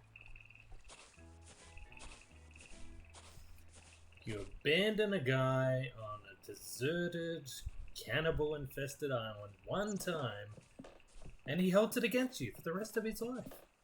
Honestly. Ooh, volleyball. I can't seem to get the hang of volleyball. The ball keeps smacking me in the face and knocking me out. Yeah, that sounds about right.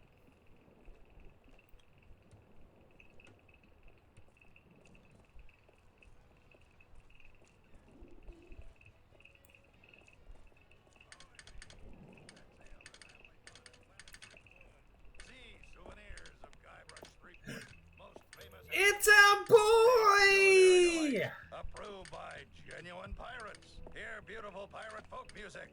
Feel your souls being gently ripped from your bodies by this restaurant of uncompromising evil.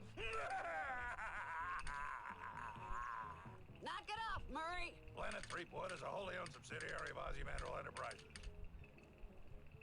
Hey, it's Murray. Murray? Murray the Evil Skull? Guybrush? Guybrush, the mortal pirate? Wow, it is a small world after all. How did you escape from Monkey Island? The last time I saw you, you were sitting on a shelf in LeChuck's demonic amusement park. Ah, that's a tale of heart-stopping malice and evil. Naturally. It all started a few months ago. As usual, I was sitting on my shelf, working on my plans to conquer the world. His eyes follow him whenever he Suddenly, the amusement park exploded with a blast of demonic heck fire.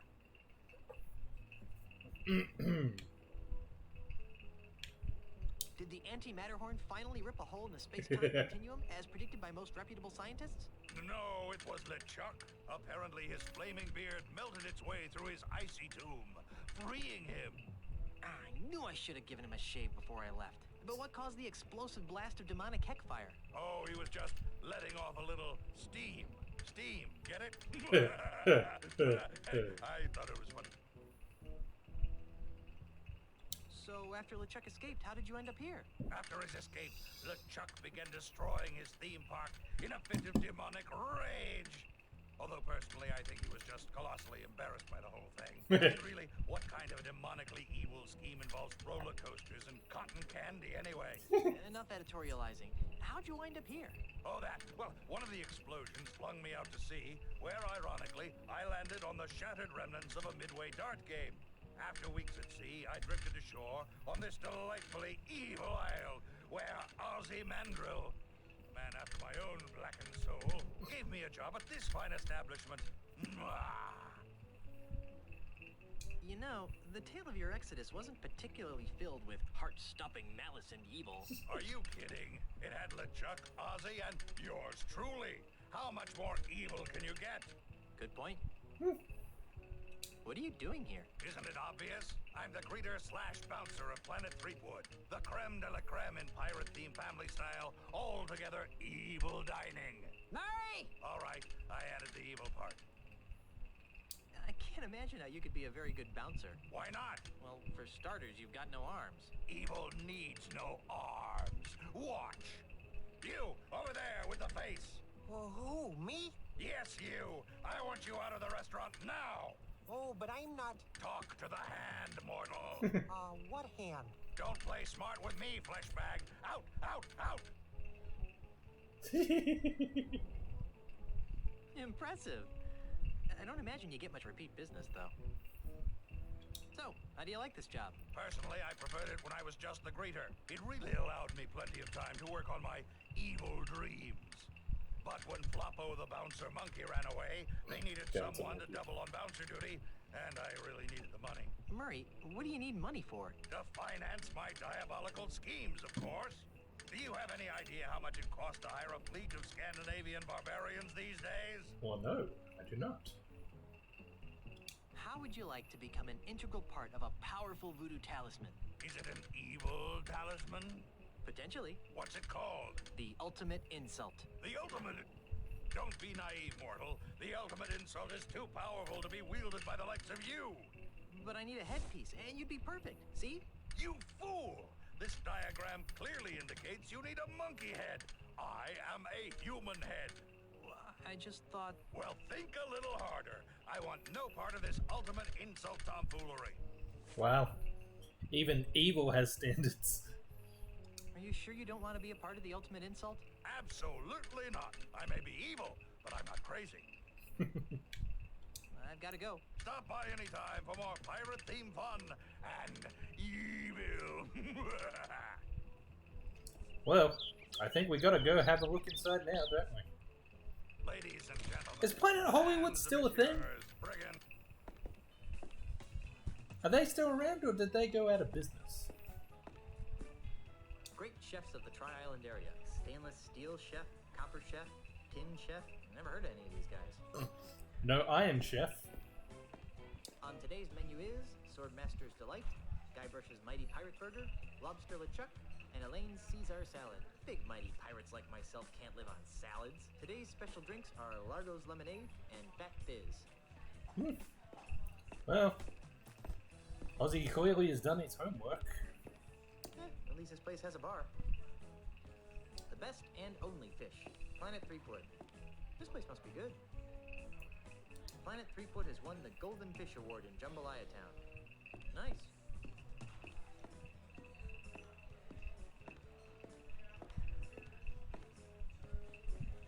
Yeah. Yeah. Go downstairs.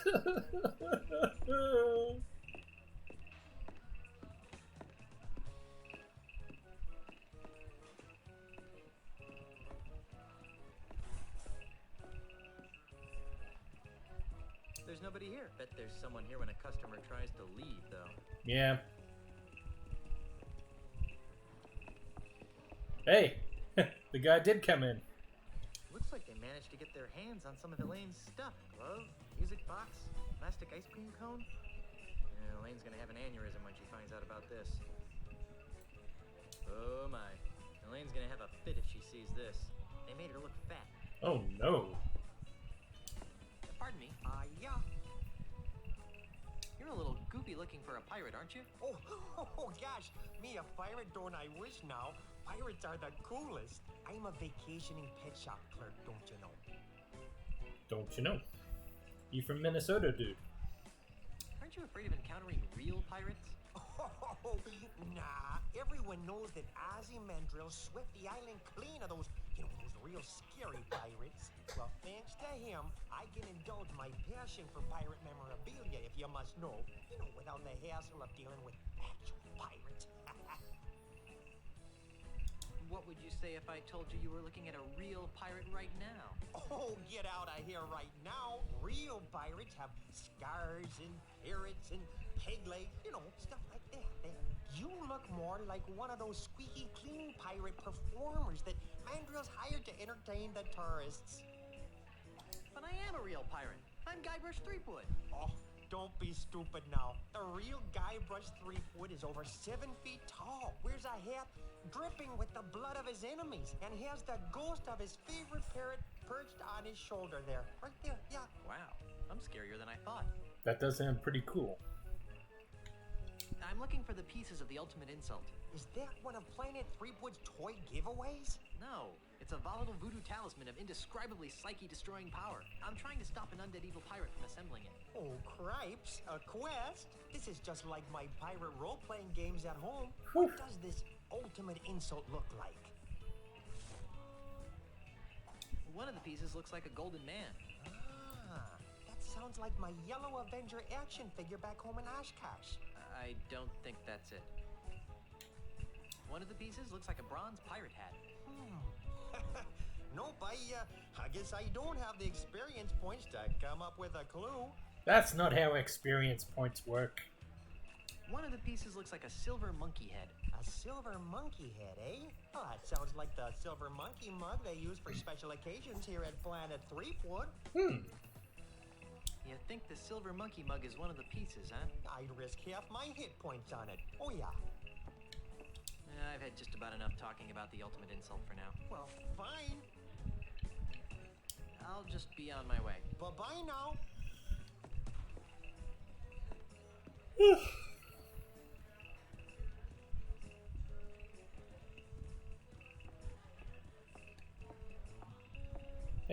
Hey, I'm talking to you. Don't walk away from me. Excuse me. Yes, would you like a free pirate caricature? Ooh. Free pirate caricature? Yes, to help promote the zany, swashbuckling atmosphere of Planet Threepwood. Ozymandias Enterprises has hired me, Christopher Kilometer, to make free pirate caricatures of our guests. Would you like one? Sure, why not? Wonderful. Just a moment. You know what I like about pirates? They're so active and healthy, all that sword fighting and sailing, really outdoorsy stuff. What's your favorite pirate activity?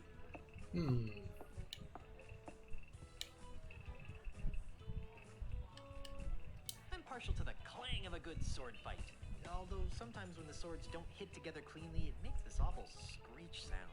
You know what else I like about pirates? Their wacky madcap accessories. Pegs, patches, parrots, hooks. They're just so darned whimsical. What's your favorite pirate accessory?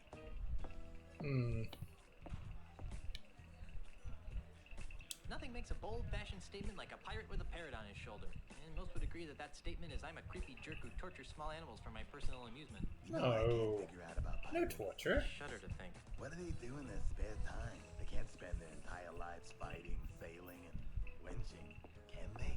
I guess not. Of course not. So, what do you think pirates do in their off hours?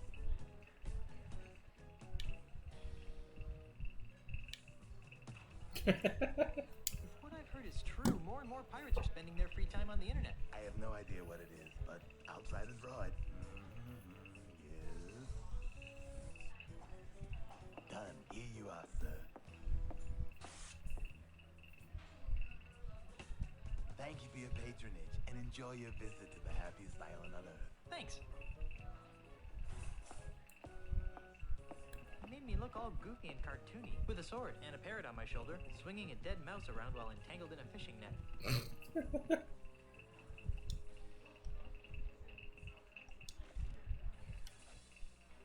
Hey, not bad.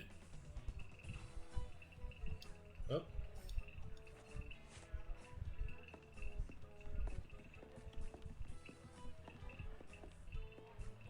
Excuse me. You already got a character. Don't be greedy. Oh, okay. Don't want to talk. LucasArts seems to have their grubby hands into everything around here. Guess they couldn't find anything else interesting when they were stealing stuff out of my closet.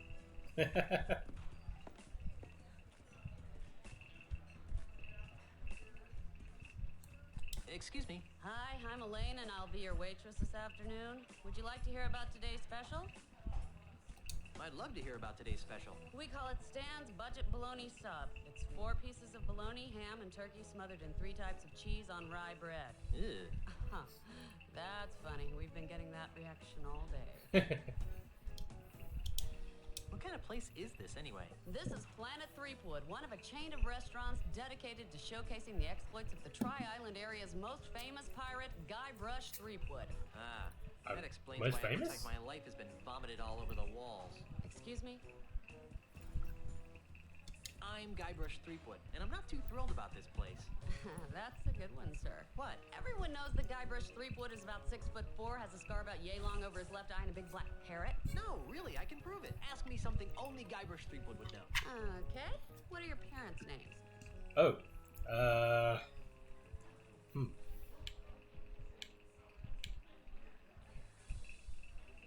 John and Martha? Why did you say that Their name? names were Fred and Ginger. I didn't. Then maybe you aren't really Guybrush Threepwood. I guess not. So, who are you supposed to be? I'm Lane Marley, the pirate princess of Melee Island. Hey, baby, you can be my Lane anytime. Nothing. Whose brilliant idea was this, anyway? Planet Threepwood is a wholly owned subsidiary of Ozymandial Enterprises. I should have guessed. I think I'm ready to order. What'll it be? Guybrush's Mighty Pirate Burger sounds good. I thought it might. And to drink?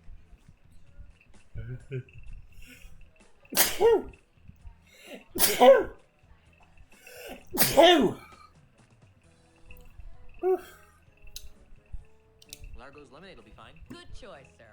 And how will you be paying? Why should I pay? This place wouldn't exist if it weren't for me. This place wouldn't exist if it weren't for Ozymandial, sir. And you don't look like him. In any event, don't bother me again until you have some way of paying for your meal. Okay.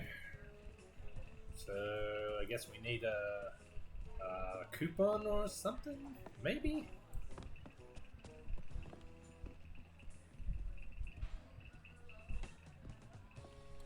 At least this place has a bar. Alright. Let's continue looking around.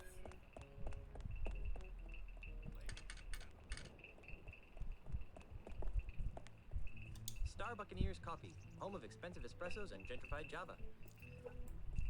It's an empty Star Buccaneers Grogachino cup. I can't get it from here. There's a window pane in the way. Well, who put that window pane there?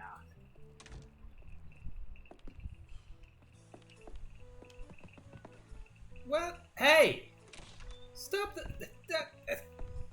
these controls, man! They're driving me crazy!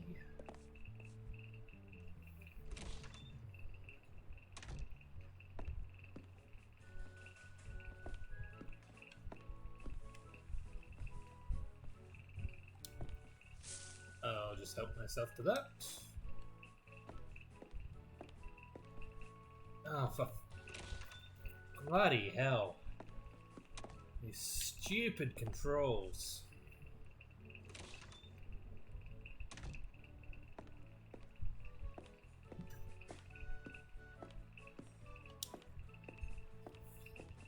Pardon me. Yes? You don't look like any pirate that I've ever seen. A pirate? I'm a dental hygienist, mister. What's a dental hygienist doing in the Caribbean? Well, I'm on vacation, silly. Isn't it a little dangerous to be vacationing in pirate-infested waters? Danger? Ha! I laugh at danger.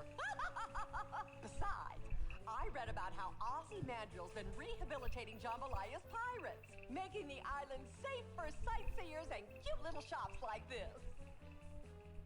Have you seen any unrehabilitated pirates? Not one. Isn't that great? Yeah, great. What would you say if I told you that I was an unrehabilitated pirate? I'd say you were being a big silly. Baby, that outfit is making me hungry. Don't get fresh, local boy. Sorry. Ow. What are you doing? I'm picking up some bags of this absolutely fabulous Star Buccaneers coffee. You just can't get coffee like this at home. Of course you can. There are thousands of Star Buccaneers. Yeah, but these have Jambalaya Island stamped on them. My friends at home will be so envious. I still say that coffee is coffee is coffee. Well, of course you do, you poor, unsophisticated pirate. The locals never seem to appreciate what they have.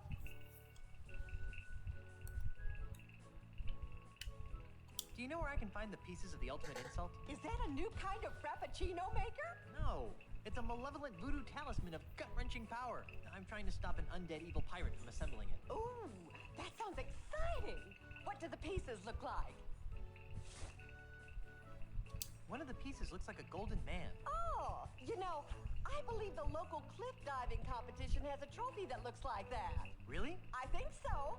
There was a picture of it in the travel guide. Okay. One of the pieces looks like a bronze pirate hat. Nope, can't think of anything. One of the pieces looks like a silver monkey head. A silver monkey head, huh? Sorry, I'm drawing a big old blank. Sounds exotic, though. If you find the shop that sells them, let me know. I've had just about enough talking about the ultimate insult for now. Fine. I'll just be on my way. Ta! Touristy stuff mostly. Lots of coffee and a Star Buccaneers logo coffee cup. I'm sure she won't miss it. I think she'll notice if I try to take the whole bag. There's a sale on coffee beans. Oh my word, really? Oops, my mistake. You almost gave me a heart attack. Oh no. It's a ship riding a wave out of a big coffee cup. How cute. In a corporate retail sort of way. Yeah, that is kind of clever. Star Buccaneers logo merchandise. Logo mugs, t-shirts, thermoses, coffee pitchers, and a few items that I don't recognize.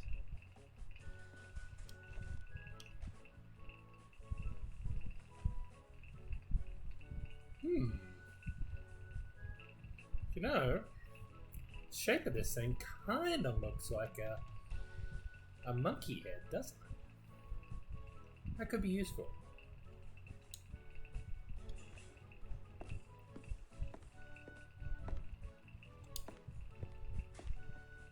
Welcome to Star Buccaneers Coffee House. Oh no. Can I help you, sir? It's a squeaky voice teen. Grog me. Sorry, sir, but we don't serve straight grog here. But we do have some nice grog-flavored coffee drinks to choose from. But I want a grog. You'll have to go over to the micro groggery for that, sir. We prefer not to compete with independent businesses. Did your PR person make you say that? It's the company credo. We have to learn it before we earn the right to wear the Star Buccaneers apron. You must be very proud. Why, yes. You'd be surprised how many washouts we get. Now, what can I get for you? I'd like a coffee drink. Excellent. We have many fine drinks to choose from. What are the hip pirates drinking? That would be our iced grogacino. I'll have one of those then. You don't happen to offer free refills, do you? You betcha, sir. I'll take care of that for you. Can't get enough of my sweet coffee goodness, can ya? Just get me my grogacino, please. Alrighty. Coming right up. Have a nice day, and visit us again soon. Why are all these coffee house clerks always prepubescent street urchins? Hey, the tough pirate look is out. My job prospects are better as a friendly, non-threatening corporate lackey. Someday I will manage one of these stores. That sounds exciting. Well, that's good to have ambition. It's a frosty cup of Star Buccaneers grogacino.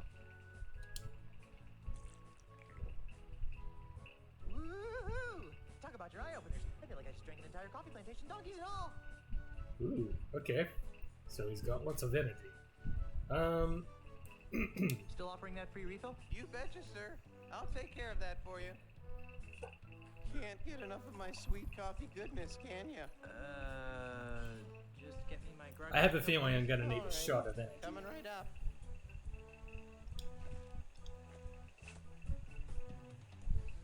Welcome to Star Buccaneer's Coffee House. Can I help you, sir? I'm a mighty pirate. Surrender your women. Very good, sir. You almost sound like a real pirate. Can I make you a coffee drink? Oh no. Pirates don't drink coffee. Sure they do.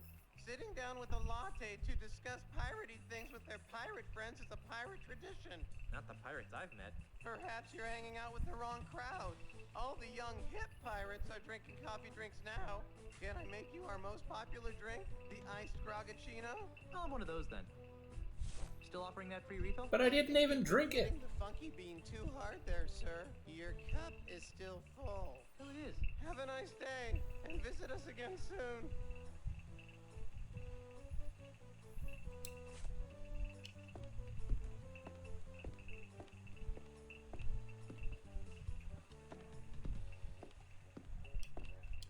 It's a tray full of mini bagels with some kind of weird pasty goop on top. That goop you are referring to is Star Buccaneer's own Schmear Whiz, a wonderfully delightful blend of artificial cream cheese and salmon lock bits with the convenience of a Salmon. spray-on can. Great. We're giving away free samples today as a promotion, so please help yourself. Okay. Well, here goes nothing. Oh. Good gravy, that tastes horrible. There's no way I'm putting that back in my mouth. It's the machine that dispenses all the Star Buccaneer's fancy coffee drinks. They're mini bagels with Schmear Whiz on them. No. The last one I tried was really gross. That's a big pile of cups. Two of my favorite smells, coffee and booty. Booty.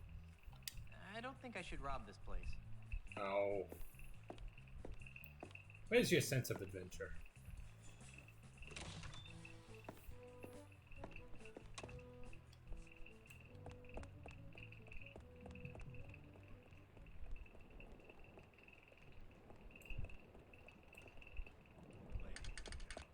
Mesdames and messieurs, brigands and wenches, welcome to Planet Creekwood, the piratiest place on Earth. Step inside and sample our fun-filled, genuine pirate cuisine. What a jolly-looking statue, but it looks like someone's taken a crowbar to its head. Yeah, it does, doesn't it? Tiny Lafitte. Cuius Prida S? Dang it. More Latin. Now I wish I'd bought that Latin for Scummy's book. He sure seems taken by that statue. Pardon me. Yes? What kind of a pirate are you? A pirate? Moi? Heaven forbid, old bean. I'm just a humble tourist. You're pretty brave for a tourist. Most tourists would steer clear of pirate-infested islands. Normally you'd be right. In the past, I've avoided islands like Jambalaya because of their He's still pirate problems. juiced But up on his your coffee. guide assured me that Jambalaya has been scrubbed clean of its more undesirable pirate elements, if you catch my drift. What would you say if I told you that I was one of those undesirable pirate elements? You! Don't be so hard on yourself. You may be a little smelly, and Hey. your manners could use some improvement, but you're not even 1/10 as vile as one of those rapacious brigands that used to roam this island. I think I've just been insulted. No, really, I am a grog-swilling, sword-waving reprobate. Honest. Whatever you say, old chap. That's a great ensemble. Isn't it, though? My wife picked it out for me. It looks like a produce cart exploded on your arms. What are you doing? I'm admiring the craftsmanship of this statue of Jambalaya's most famous pirate, Tiny Lafitte. What made Tiny so famous? He was the friendly pirate of Jambalaya Island. He robbed from the bad and gave to the nice. And he always said please and thank you. Twice. He's the perfect symbol of the new, non-threatening Jambalaya Island. Okay. What happened to the top of the statue? Looks like someone gave Tiny a bad haircut. I'm not sure. Rumor has it that some vandalous pirates from Nutton Atoll stole the statue's hat, but I don't believe it. They do a pretty good job of keeping those types off of Jambalaya. Was there really a Tiny Lafitte, or was he dreamed up by someone's marketing department? Oh, he's real, all right. I hear his son lives across the bay on Nutton Atoll. I'd rather not talk about Tiny right now. Fine. Do you know where I can find the pieces of the ultimate insult? Is that a fruit-flavored drink over at Planet Threepwood? No, it's a dangerous voodoo talisman of inexplicably soul-crunching power. Its pieces are supposed to be somewhere on Jambalaya Island. Ooh, a scavenger hunt. How thrilling. Maybe I can help. What do the pieces look like? Okay, I think I can see where this is going. One of the pieces looks like a bronze pirate hat. A bronze pirate hat? That's interesting. Why? Take a good look at this statue, boyo. Do you really think the bronze hat I'm looking for could have come from this statue? Well, that'd be my guess. I've had just about enough talking about the ultimate insult for now. Fair enough. Sorry to bother you. No bother at all, Bean. Alright, so now I have to figure out how to get to Nutton Atoll. That's a fun name. Micro-groggery. Okay. Micro-groggery. Personally, I prefer the macro-sized grogs.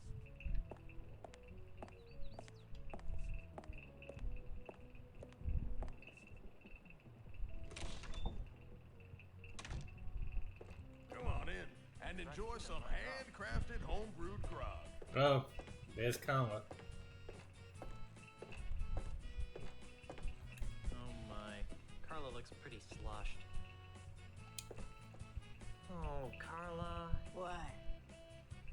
What do you think you're doing? What does it look like I'm doing? It looks like you're trying to drink yourself into oblivion on crappy micro-grog. Hey, that's a great idea. Thanks for the suggestion. Why are you getting drunk? I'm drink to forget. Forget what? I forgot. Are you trying to forget Monkey Island? That's it! I'm drinking to forget all the time I spent stranded on Monkey Island. Thanks for reminding me. Now I'll have to start drinking all over again. Sorry. Drinking isn't the answer, Carla. That depends on the question, doesn't it? Want to help me find the pieces of the ultimate insult? I'll tell you what, Byglush. Brush guy.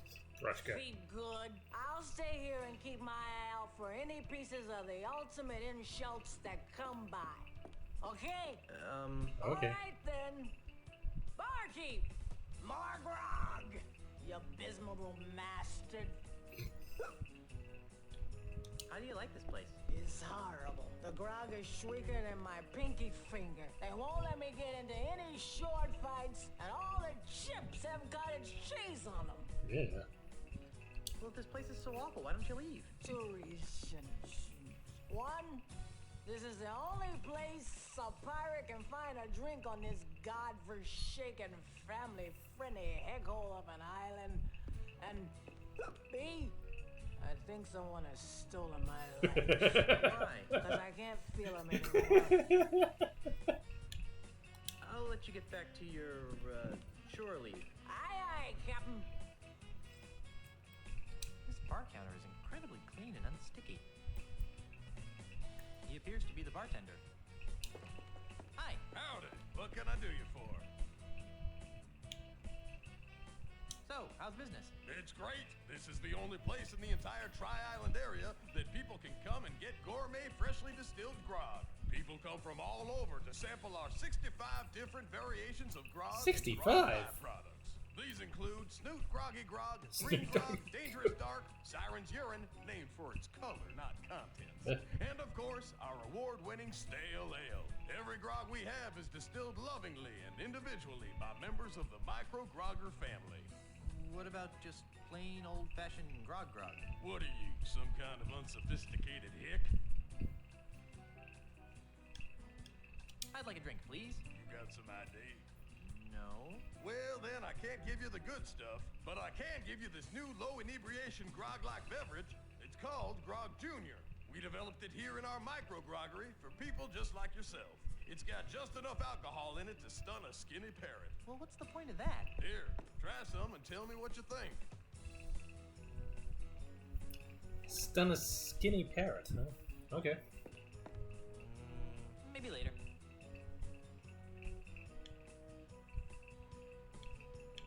Why does this island seem so wholesome? Well, the inhabitants of this island, in conjunction with Ozymandias Enterprises, have worked very hard to keep this island friendly and clean and family compliant. Family compliant? Yeah, we don't have much use for those surly ragamuffin pirate types around here. They're not very good role models. Role models? You sound surprised. So you're not one of those scruffy, undesirable pirates that are always scaring little kids, are you? Oh, no. I try to plant a tree and give insult sword fight, grammar lessons to children every day. Well, good for you. So, what is that thing over there with a saddle on it? That, my friend, is the menacing mechanical manatee. What the heck is a manatee? The manatee is a marine mammal that grazes on seagrass and other plant life in shallow waters. They are typically 9 to 10 feet long and weigh about 1,000 pounds. That doesn't sound menacing at all. Sounds more like a swimming cow. Oh? Well, you try to snatch the grass out of a manatee's mouth and see how menacing it gets. What is this mechanical manatee here for? Well, mostly for entertainment. But as a promotional special, we're currently giving away a Planet Threepwood coupon for a complimentary monkey mug meal There we to go. anybody who could ride the manatee at the highest setting. I'd like to take a crack at riding that manatee thing. Alrighty, let's see what you got. Okay, I'm going to start at the bedwetter setting. There shouldn't be any trouble for a stout young guy like you. Ready? Ready. Whoa. Whoa. Whoa. Ow.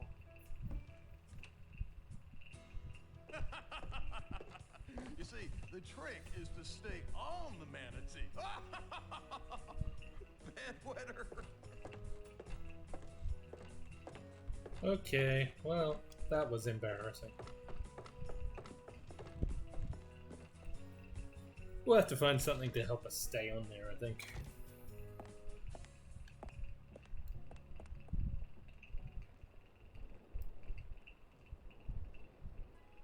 Alright. Where am I? Oh, here. So this must be the cliff diving competition. What's that?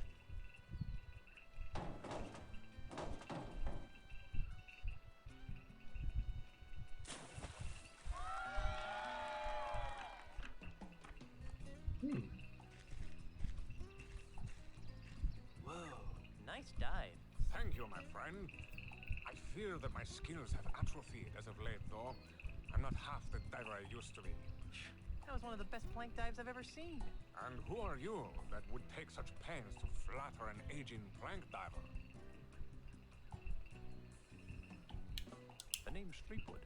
Guybrush Threepwood. Welcome to Jambalaya Island, Mr. Threepwood. I am Marco De Pollo, undefeated and undisputed plank diving champion of the world.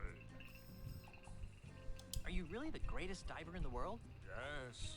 I have spent years searching the planet for someone who could better me in the art of the plank dive, but to no avail. How sad.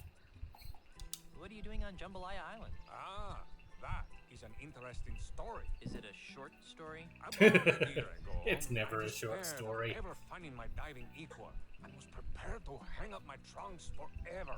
Ew. At this crucial moment, Senior Ozymandias approached me with an intriguing proposition.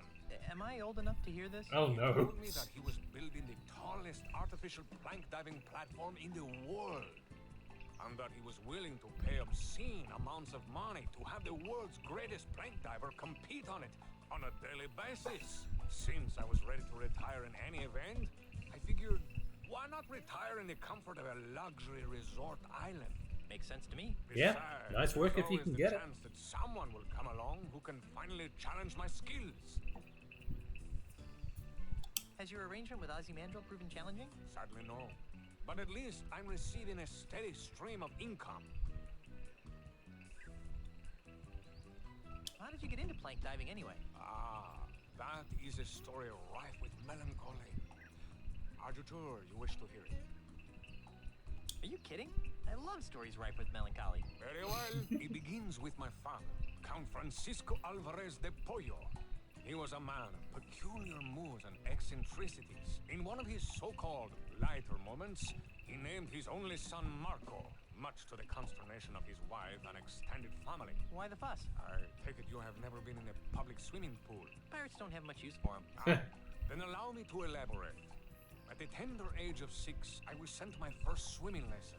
Oh, how I happily splashed about, taking to the water like a worm to dirt. Suddenly, someone shouted my name. Marco! I turned to see who it was.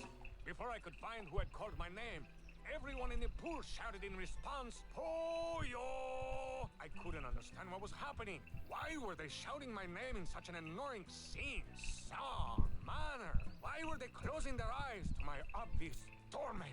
I tried to get them to stop, but they just kept chanting my name over and over again. Marco! Pollo! Unable to tolerate it any further, I climbed to the highest diving board in the pool and cannonballed into the center of the taunting masses as I hit the water with a resounding splash. The haunting chants of my class finally gave way to comforting screams of terror. What a horrible story. Yes, but at least I gained a lucrative career out of my childhood trauma.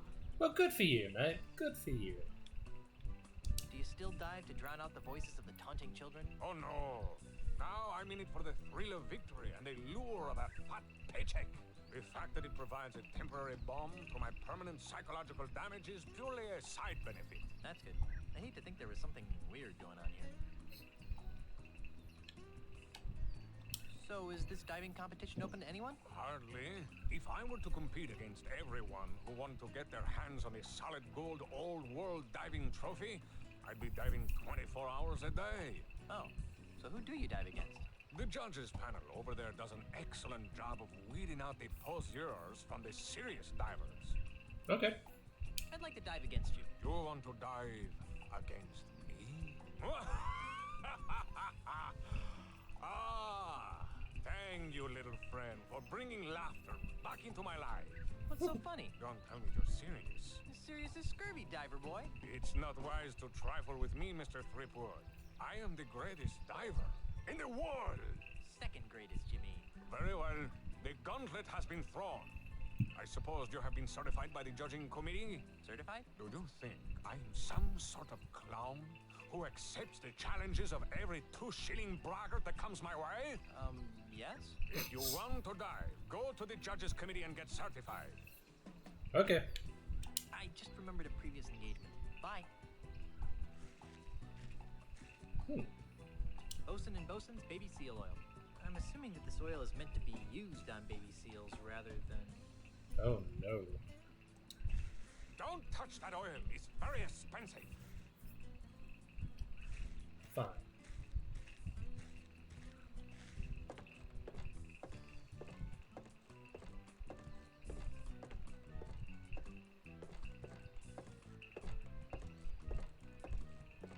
It's a golden trophy of a man in a classic arms overhead diving pose.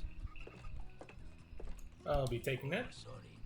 That trophy is for the winner of the all-world prank diving contest only. Okay.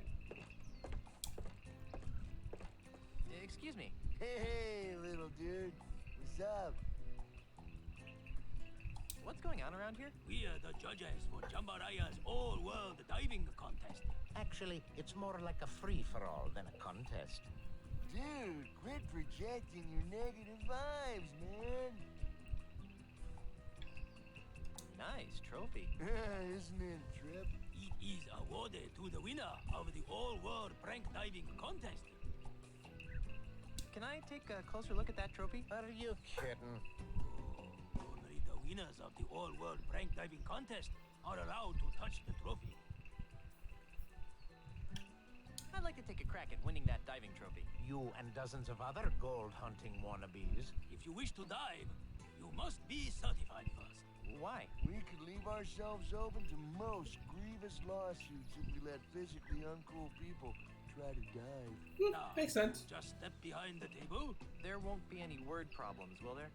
Hey, what are you doing with that? Oh no. Please turn to the right, dude. You're not gonna put that there, are you?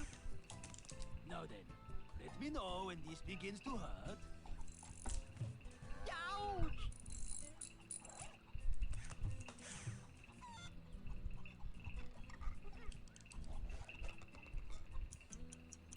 Ooh.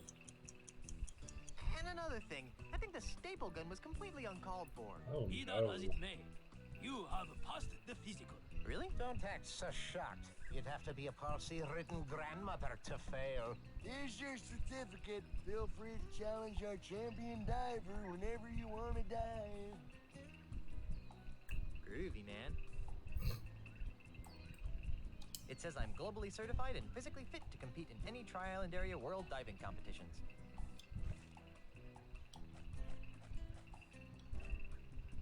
Nice. Excuse me. Oh, what is a little diver, dude? I'd like to dive now. Hey, that's cool, man, but you should tell the Pollo, not me. See you later. You got it, dude. Woo! Groovy, man. I don't know what to make of him. I don't know what to make of him. Isn't he the guy sworn to protect the Golden Child?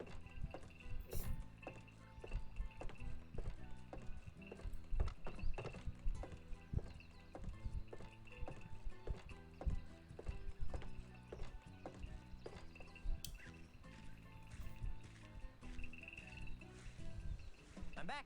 So I see. What can I do for you, Mr. Threepwood? I'm ready to dive against you now. So, you've managed to get yourself certified. Sure, check it out. Ah! I've seen palsy-ridden grandmothers with better qualifying scores. But I'm eager to put you in your place. Prepare to be humiliated, Mr. Threepwood.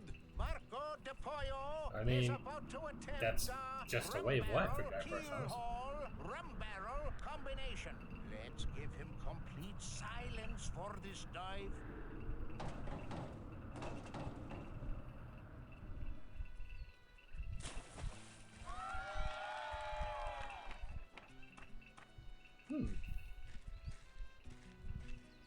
The plank is yours, Threepwood.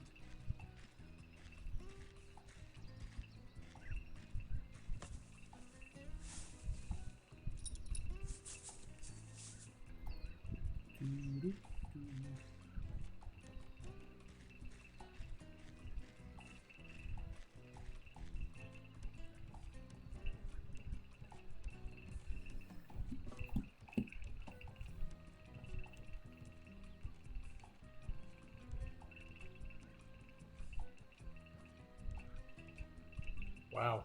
It's a long way up.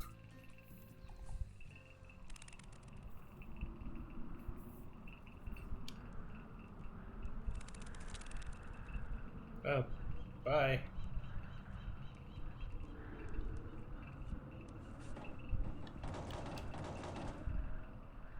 Oh dear. Darn. Heaven. It wasn't that bad, was I? Rats. The winner and still all-world prank diving champion is Marco De Pollo. Okay. Well, maybe they can give me some tips. Pardon me. What? What was wrong with my last dive? It sucked. Could you be more specific? Nope. Why Why are you giving me such low scores? Look, kid, it's nothing personal. It's just that I've got an expensive red-headed wife, 2 expensive red-headed kids, and an expensive red-headed dog to feed. You follow? Not really. Then let me spell it out for you. Mr. Mandrill pays me a lot of money to make sure that Mr. DePollo always wins. Whatever Mandrill's paying you to fix this contest, I'll double it. I appreciate the sentiment, Junior, but it's obvious that you don't have 2 shillings to rub together, much less the kind of dough it takes to keep my red-headed wife living in the manner to which she's accustomed. Okay. I think I'll leave you to your grouchiness. Whatever. Pardon me. Yes, Grasshopper. One of your judges is taking bribes. That is an exceptionally grave charge, young Macron. Do you have any proof? He told me he was taking bribes. Is anyone here taking bribes? Nope. No way, man. If I were you, I'd refrain from making baseless accusations in the future. Okay, fine. What was wrong with my last dive? The perfect dive should leave no trace of the diver upon the water. As you seek perfection in your dives, seek perfection in your splashes. Are you saying that my splashes are too big? Yes. You might try making your form more aerodynamic, like that of a swordfish. Fish are aerodynamic? Aerodynamic, like a swordfish, huh? Okay. Aloha. May your life be big and your splashes be small. Alright. What does this guy think I did? Excuse me. Oh, what is it, little diver dude? What was wrong with my last dive? You really didn't get into the flow of DePollo's groove, man. Say what? Hey, you gotta match DePollo's moves if you want to be the dude. But how? Well, basically, there are 4 types of moves allowed in plank diving, man. Well, first you got the keel haul, you know, a mellow swan-like move that you can do by lifting your nose up in the air. Keel haul. Up. Got it. Next is the rum barrel, man. The somersault move that's easy to do by shoving your chin down into your chest. Rum barrel. Down. Check. The third move is the spinning swordsman, man. That's a dangerous vertical spin that should only be started to the right. Spinning swordsman, right. Okay. Finally, there's the alpha monkey, a chest-pounding maneuver that always starts with the left hand. Alpha monkey left. Good. Okay, bro. Pay attention to the moves that DePollo makes, you know, and try and match them. For example, on his last dive, he did a rum barrel, keel haul, rum barrel, combination. So, if you wanted to match him, you'd lean. Down, up, down. You got it, man. Okay. Cool. See you later. You got it, dude. Woo!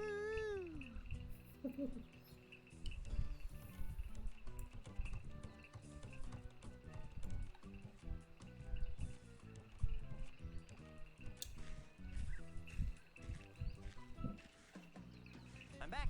So I see. What can I do for you, Mr. Threepwood? Nah. I just remembered a previous engagement. Bye.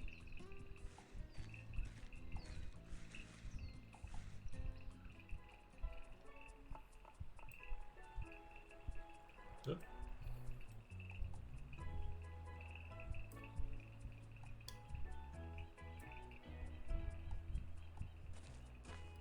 Oh boy, it's Stan again.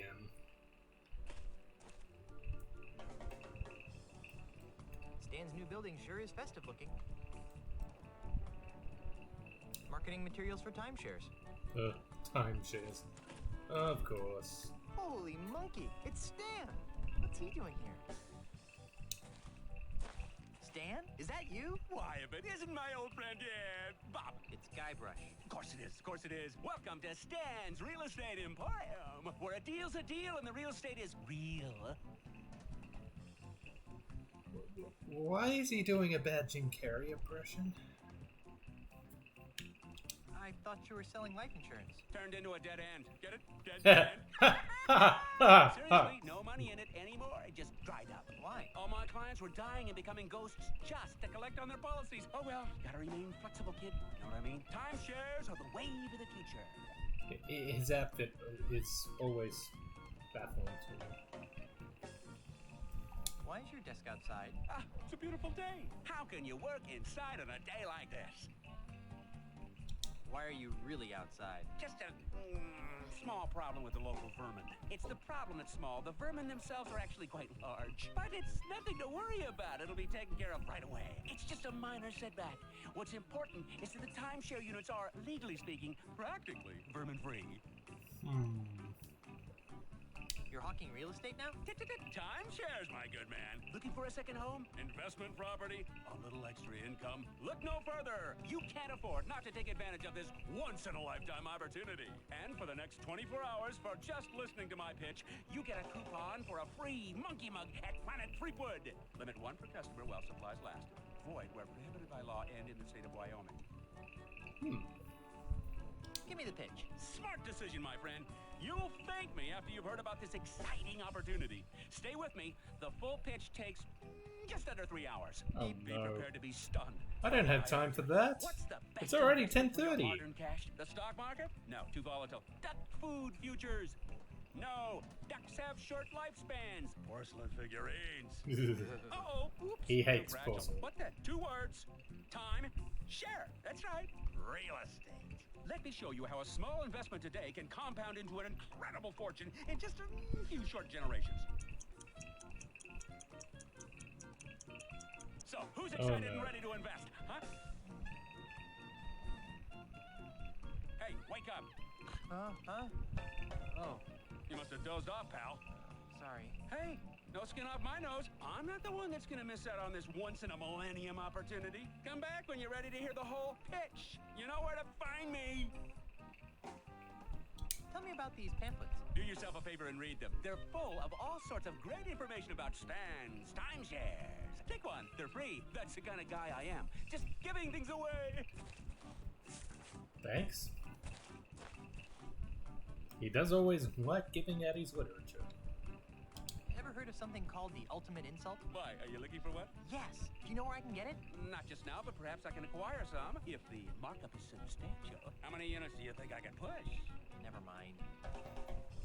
Are you working for Ozymandias? Ozymandias? Let me tell you something about Ozymandias, kid. Ozymandias doesn't know squat about being a real entrepreneur. He doesn't know the thrill of haggling, the ecstasy of a hard-earned sale, the agony of a lost customer. All Ozzy wants are orderly lines of zombies queuing up to purchase his prefabricated, pre-priced, pre-processed garbage. I ask you, kid, where's the fun in that, huh? Where's the love? He wouldn't hire you? Not even an interview. I'll just be on my way. You can't afford to wait too long. This deal won't last.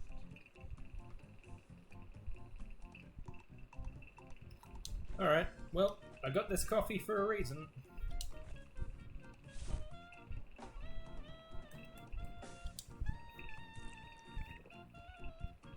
Woohoo! Hi, Stan. What can I do for you, young man? Tell me more about this timeshare deal. It'd be my pleasure, my pantaloon friend. You have to be touched in the head not to take advantage of this once-in-a-lifetime opportunity. As a bonus, just for listening to my pitch, I'll give you a coupon for a free monkey mug at Planet Threepwood. Limit 1 per customer while supplies last. Void where prohibited by law and in the state of Wyoming. Give me the pitch. Smart decision, my friend. You'll thank me after you've heard about this exciting opportunity. Stay with me.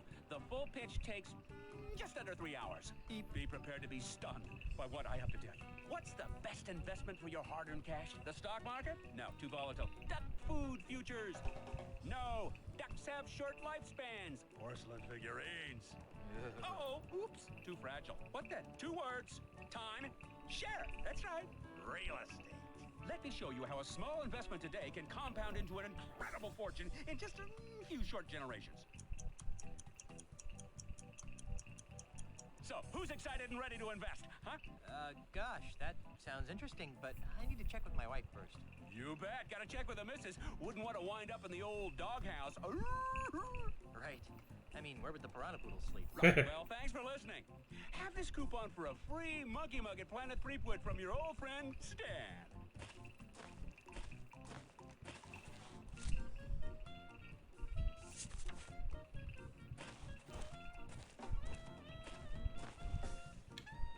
I'll just be on my way. You can't afford to wait too long. This deal won't last. Okay, let's go back to Planet 3.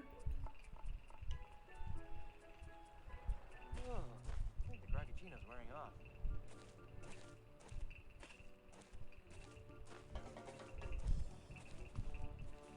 Now that's a beautiful beach. If you think it's pretty now, imagine how much nicer it'll be with the addition of 36 picturesque timeshare holiday bungalows. How could that possibly be an improvement? Variety, son, the spice of life. An empty beach is about as exciting as a blank canvas, know what I mean? Not really.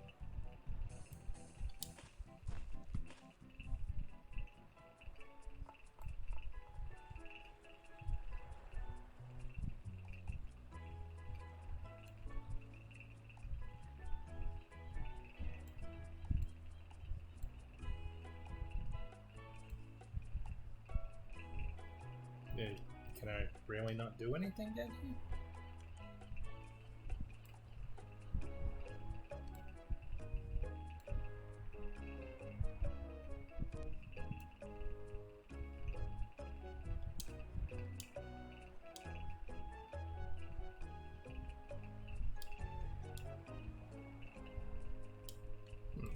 Okay.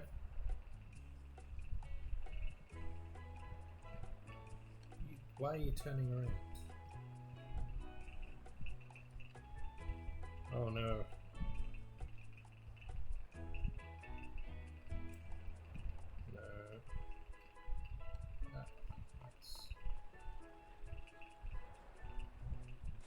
No. I was just looking for a way to get across the other island.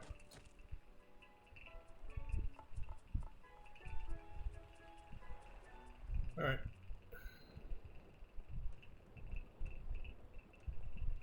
Ahoy, mateys! Set sail for family fun at Planet Threepwood. See souvenirs of Guybrush Threepwood's most famous escapades. Taste culinary delights approved by genuine pirates. Here.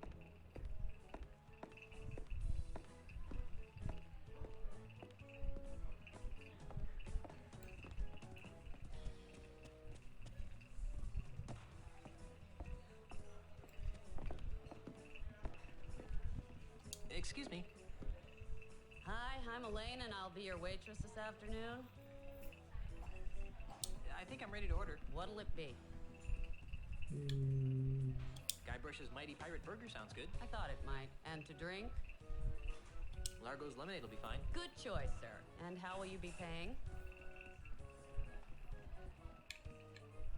Check out this Mega Monkey meal ticket. Very good, sir. Please note that due to the unexpectedly high demand, we are no longer providing the entree portion of the meal for coupon-bearing customers. However, you will still receive your complimentary beverage in the ceremonial monkey mug. I guess I should go sit down. But no Mighty Pirate Burger? Oh.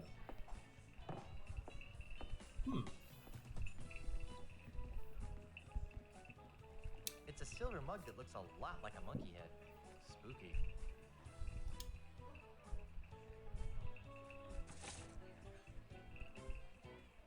After all the work I went through to get this thing, there's no way I'm just gonna drink from it. Okay. Excuse me, sir, but you're not allowed to keep the monkey mug. What? I wasn't gonna keep it, really. Well, that's stupid. Okay, There must be some way to grab it, but make them think it's still here.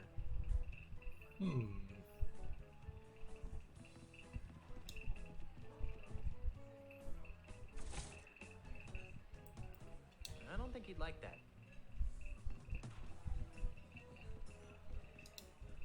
Excuse me, sir, but you're not allowed to keep the monkey mug. I wasn't gonna keep it, really.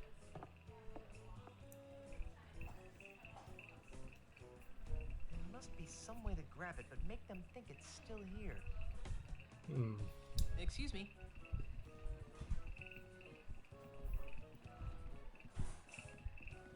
You already got a caricature. Don't be greedy. But I want one with me in the monkey mug. Oh, all right.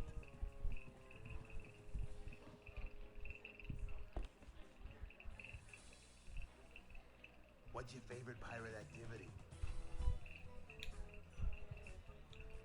If you ask me, nothing can compare to the thrill of uncovering buried treasure.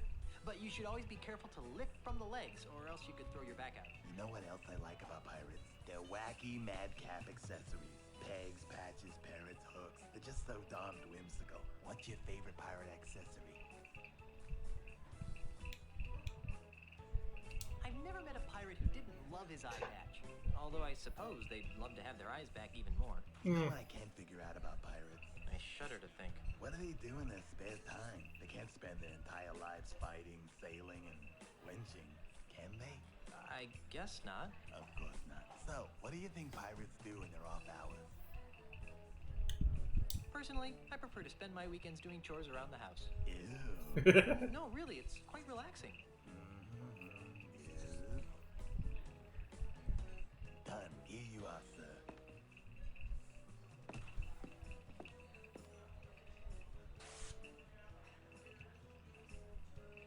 Thank you for your patronage, and enjoy your visit to the happiest island on Earth. Thanks. Okay.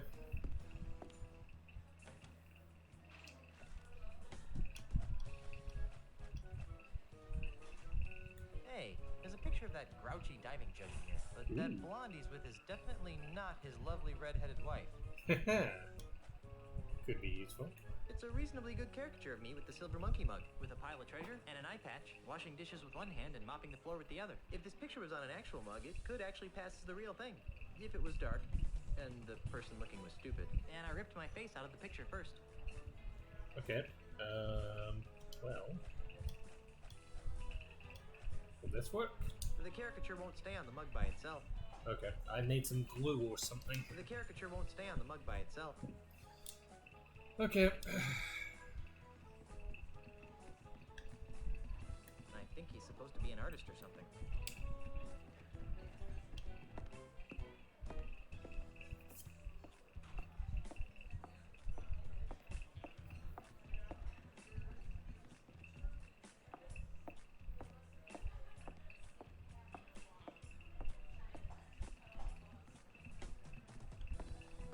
Right. Well, I guess we're gonna have to get ourselves another voucher. But first, I need a way Where to do the real pirates go when they're looking Not for enough Buccaneer-style family dining at a reasonable price? Turn around, you idiot.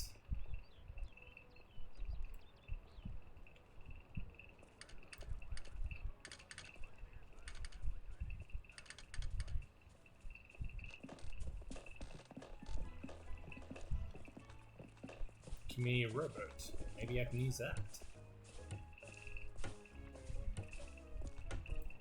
It looks almost seaworthy. I'm not picking that up. Ah! Perfect. Where am I? Oh, no, don't go that way.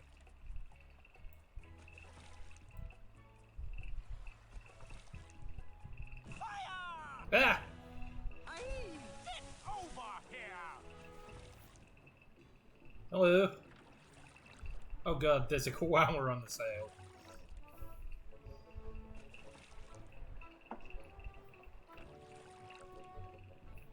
Are you crazy? You could have killed me! Crazy?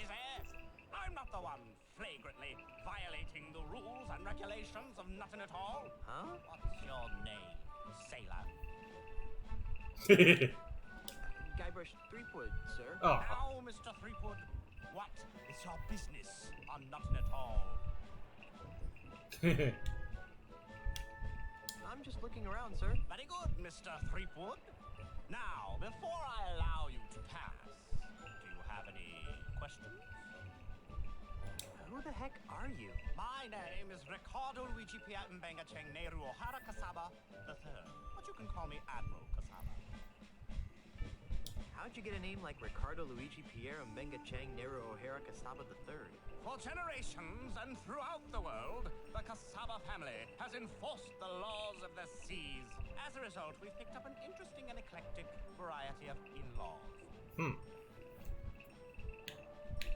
What are you doing here? I have been assigned the singular honor of guarding Ozymandias's commercial interests on Jambalaya Island. I'm surprised you didn't fire at us when we came to the Jambalaya's scrofulous pirate trash and transported them to Nutinator, where they will remain until they become productive members of society.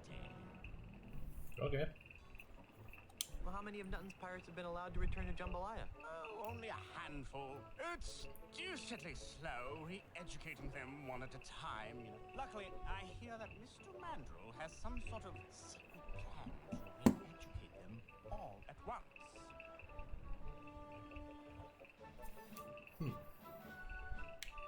Why are you firing cannonballs at innocent pirates? Mr. Threepwood, it is my experience that there are only two kinds of pirates. Those who are committing acts of wanton savagery, and those planning to commit acts of wanton savagery. If you allow groups of the latter to congregate for any length of time, they inevitably transform into mobs of the former. What was that middle part again? Do you really fling cannonballs at any group of pirates you happen to spot? Of course. It's the only way to stop their infernal plotting. Even now, I can hear them contemplating foul deeds against the good and wholesome citizens of Jambalaya. Really? Oh, I can hear some seagulls. I think I'll just be on my merry way. Good lad. Remember, I'm watching you. They're aimed at that beach. It's a ship of the line. That guy seems pretty grumpy. There's a picture of a koala bear. Obviously the work of a certain awful Australian. Koalas aren't bad, Skybrush. Educate yourself.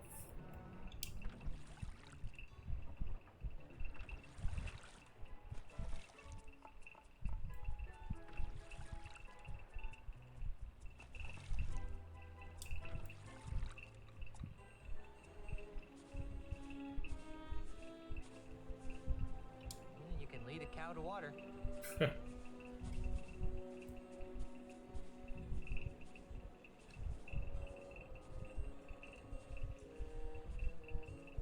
Nothing here? So that's when I sliced open his pancreas. Hi there. You idiot! What do you think you're doing? What's the matter? He'll see us, you ignoramus! I'm out of here! Fire! You may want to move a couple of feet to your left. Thanks. You're welcome. Now go away so I can resume my discussion with the delightful Miss Daisy. Metabolically challenged? That Kasaba guy almost killed me. Again! I can't use this. I don't think so. It looks really heavy. He's twice the pirate I am. Literally. It's 2023, Guybrush. We don't body shame other pirates. Who are you, you annoying little miscreant? I'm Guybrush Threepwood, mighty pirate. And you are? Jumbo Lafitte, last of the Lafitte pirates. You're awfully large. Figured that one out all by yourself, did you? Where'd that cannonball come from? That dreadful Admiral Kasaba person. Every time he sees 3 or more pirates talking, he thinks there's a conspiracy afoot. So he begins to lob cannonballs at us. If I weren't so comfortable here on the beach, I'd sail out there and give him a piece of my mind. I forgot. Why does Kasaba fire his cannons at you? Because he's delusional and paranoid. Every time he sees 3 or more pirates talking, he thinks we're plotting an invasion of Jambalaya Island. So he starts firing his cannon. Are you aware that you've got a pair of parrots on your shoulders? Really? I haven't noticed. Was that sarcasm? You know, I can't really tell anymore. In any event, these are, in fact, my parrots. I call them hugging and kissing. You're joking. You're not joking. Which parrot's hugging and which one's kissing? I can't believe I just... I don't know. They're identical twins. It's too bad, too. Why? Because they're special parrots. Special how? Did they solve crimes? Of course not. But they are cursed with powerful voodoo magic. How so? One of them always tells the truth. The other one always lies. Isn't that right, fellas? Yes. No.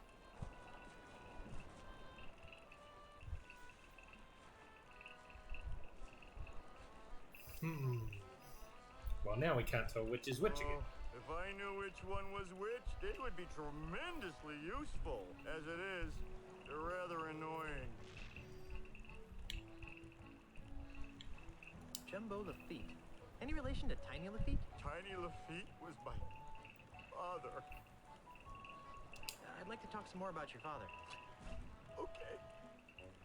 Was he really called Tiny the Friendly Pirate? No! My daddy was everything a real pirate should be. Violent, vulgar, psychotic. Pirates lined up for miles to spit on his grave. If Tiny was such a great pirate, then what's with the Tiny the Friendly Pirate statue? It's those soulless cretins at Ozymandial Enterprises. They're using my father's name and image as happy icons for their new family-friendly Jambalaya Island. Those jerks. Are you sure you weren't adopted? After all, you're so big and Tiny was so... tiny. You should have seen my mother. She was a large woman, I take it? She had a picture of Monkey Island tattooed on her butt. So? Actual size. We don't body shame that. What happened to Tiny's statue? I happened to it. Come again? To lend a touch of authenticity to their precious statue, Mandrill's flunkies bronzed my father's captain's hat and welded it to the statue. Enraged by this sacrilege, I gathered some pirates and raided Jambalaya Island. Before anyone knew what happened, I rescued my father's chapeau, returned to Nuttin Atoll, and buried my treasure. Your father would have been proud of your piratey prowess. Oh, thanks. Unfortunately, my raid inspired Mandrill to hire Kasaba to patrol the waters of Nuttin. Now, Nuttin Atoll is nothing more than a prison for recalcitrant pirates who don't share Ozymandial's vision. One pirate to another. Where did you bury your father's bronze hat? I don't know. What? I know I buried it under a boulder along the beach. I just don't know which one. If I find your father's hat, can I borrow it? I don't know. Why do you want it? I'm going to use it to crush Ozymandial like a bug. Really? Oh, that's great! If you can find it, feel free to use it.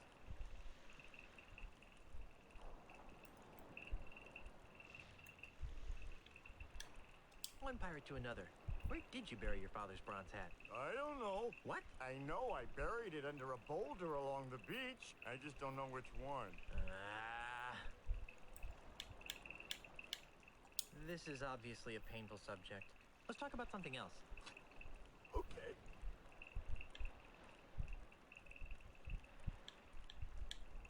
Don't get up. I'll see myself out. Goodbye, little pirate.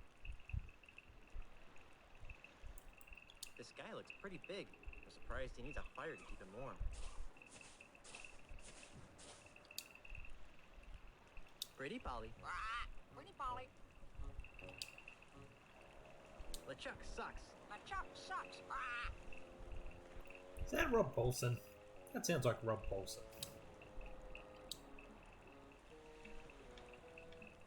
Are you the parrot that always tells the truth? Yes. I don't think that told me anything. 2 plus 2? 4. That must have been the truth-telling parrot. Truth-telling parrot, okay. I think I've got something for this.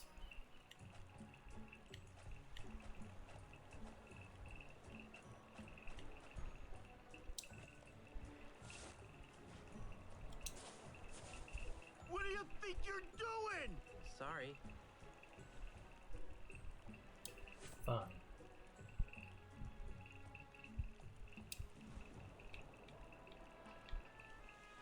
Which way should I go to find Tiny's hat? East. That must have been the truth-telling parrot. East. Okay. Holy jumping monkeys, that's a lot of boulders. How am I ever gonna find the right one?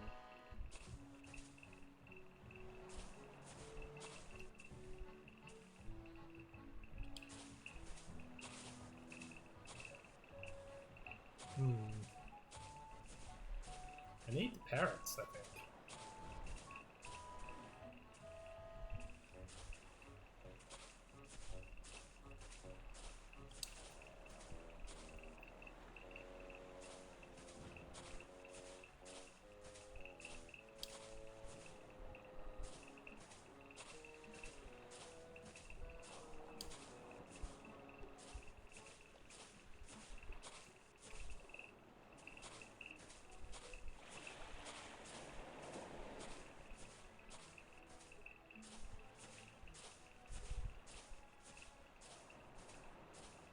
Yeah, I don't think we're getting anywhere.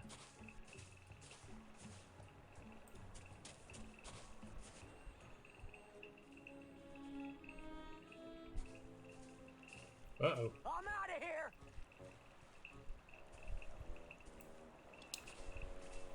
I'm back. Imagine my delight.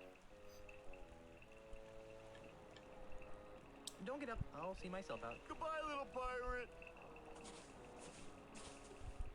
That's Jumbo Lafitte, last of the Lafitte pirates. Which way should I go to find Tiny's hat? West. That must have been the lying parrot. I'm not picking that up.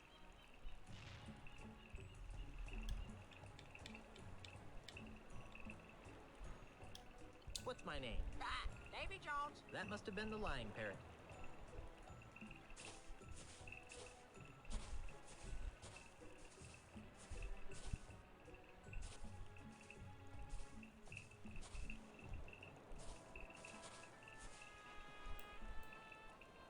Well, maybe there's something from my inventory I need. Something I haven't got yet.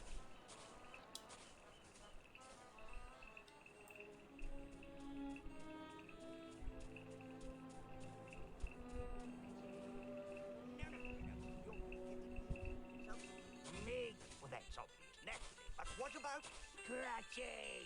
I see what you're saying, but let's try to focus on rum. Well, yes, but I think you need to rationalize. Booty! Now you're just being Handsome little What's fella. important here is not tea. Nasty little no, fella. no. You're forgetting the importance of flatulence. Well, yes, but I think you need to rationalize. Who are you?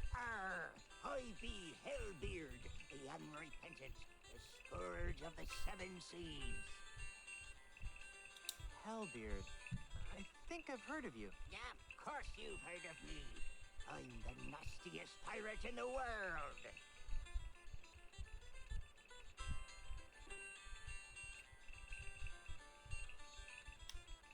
Wait a minute.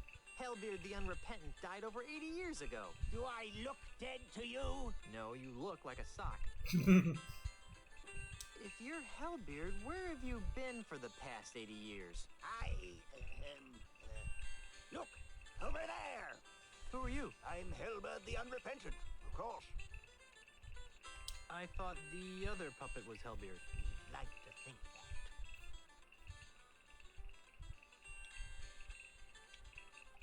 Why can I only talk to one of you at a time? Because of that paranoid jerk, Admiral Cassava. Whenever he sees 3 or more pirates talking, he assumes they're plotting some sort of mischief, so he lobs a cannonball at them. Can't he tell the difference between pirates and puppets? Noticed that Cassava's not too bright. You're remarkably level-headed for a guy named Hellbeard. 80 years of living under the influence of the ultimate insult will do that. Do you know anything about the ultimate insult? If only I didn't. Many years ago, I was the last pirate to be exposed to the ultimate insult. In one fell swoop, Its devastating jibes utterly destroyed my once indomitable ego. Do you know anything else about the ultimate insult? It destroyed my ego. What more do I need to know? I guess you're right. Can I talk to your puppeteer? I'd rather you didn't. We're trying to protect him. Come on, let me talk to the puppeteer. Yeah, all right, but don't make any sudden moves. I'll be as gentle as a baby dolphin. You must be Hellbeard. If you say so, sir. You don't look like a fearsome pirate to me. Me? A fearsome pirate? You must be mistaken, sir. I wouldn't harm a fly.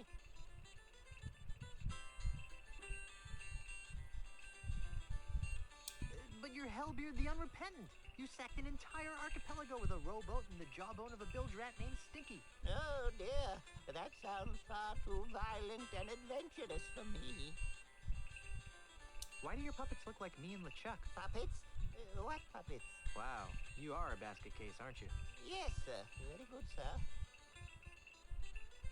Well, if there aren't any puppets, then why are you in a puppet theater? Ha! Explain that. This is my home, sir. What? I know it's not much to look at, but it's actually quite roomy. Clearly. I can't believe that you live in a puppet theater. It's a humble home, but I'm a humble man. Can I talk to the nice puppet? Puppet? What puppet? The stunningly handsome one. There are no puppets here, sir. Can I talk to the nice puppet? Puppet? What puppet? The stunningly handsome one. There are no puppets here, sir. Can I talk to the nasty puppet? Puppet? What puppet? The one that looks like LeChuck. There are no puppets here, sir. Do you know anything about the ultimate insult? The ultimate insult? You again? If you're Hellbeard, where have you been for the past 80 years? Look, over there! You again?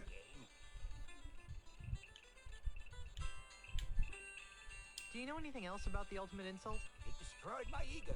What more do I need to know? I guess you're right. Can I talk to the other puppet? If you must. He's not much of a conversationalist, though. You again? I feel like I have to really annoy this guy. We found a way to annoy Hellbeard, this where have puppet. you been for the past 80 years? Look, over there! You again? Can I talk to the puppeteer again? All right. Hellbeard? Please, stop bothering me. I'm harmless, really. Oh, I know. I think I'll leave you alone. Thank you, kind sir.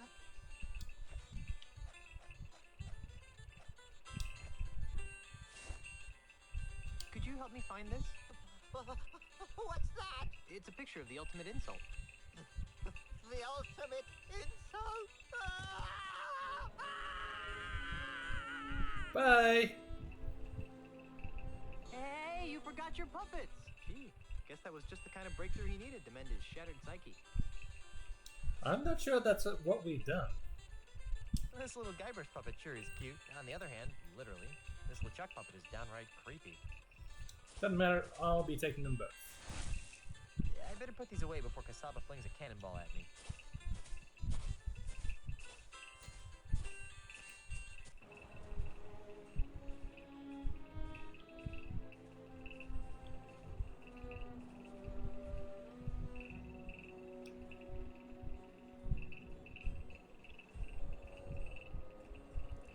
Awash in sand.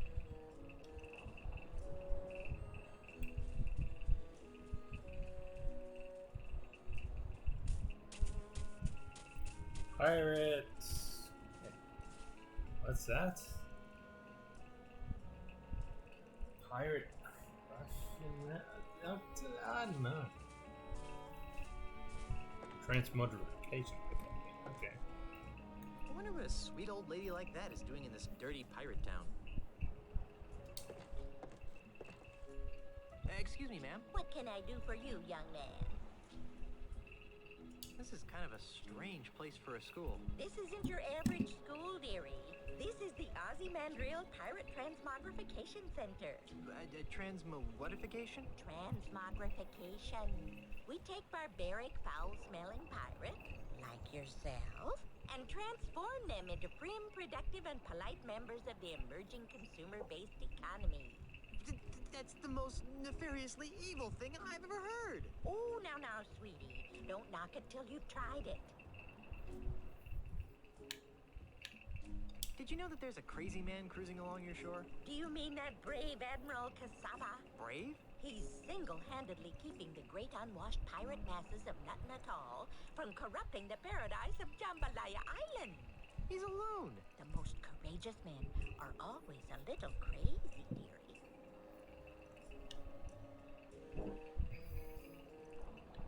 Do you know anything about the ultimate insult? What's that? It's a powerful voodoo talisman that destroys people's egos. Oh my, we don't allow any voodoo paraphernalia in our classroom, young man. Mr. Mandrell feels that voodoo is a prime contributor to the pirate lifestyle. Hypocrite. I'm tired of being a slimy pirate. Sign me up. Wonderful. Just go in and take a seat, and you'll soon be on your way to a brighter tomorrow. Good afternoon, class. My name is Miss Rivers, and I'd like to welcome you. Daniel Albu game developer. Thank you for the follow. If you're still a watching. wholly owned subsidiary of Ozymandias Enterprises. Just by walking in that door, you've already taken a courageous first step in a journey. A journey that will transform you from swashbuckling pirates into healthy, normal, and most of all, productive members of society. And why have you made this step? Because we don't have a choice. No fear. You've come here because you're scum-sucking pirates who deserve to be dragged into the street and shot like the dogs you are. Now then. She's mean. For the next few hours, we'll be breaking down your antisocial pirate defense mechanisms and replacing them with more acceptable, marketable behavioral traits. This could take a while. Why don't you come back later? First, let's have a frank talk about pillaging. And that's why keel hauling is bad. Very nice, young. Now, class, let's move along to your final exam. 3 questions that will account for 90% of your grade. That doesn't seem fair. Don't get smart with me, Sonny. Sorry, ma'am. Let's begin. Yang? Yes, ma'am. You see a man accosting another with a sword. What do you do? I make a mental note of the assailant's appearance and seek out the nearest peace officer. Now then, Guybrush. Yes, Miss Rivers? While delivering Christmas toys to orphans on a nearby island, you notice a passing ship that's obviously taken on too much cargo. What do you do? I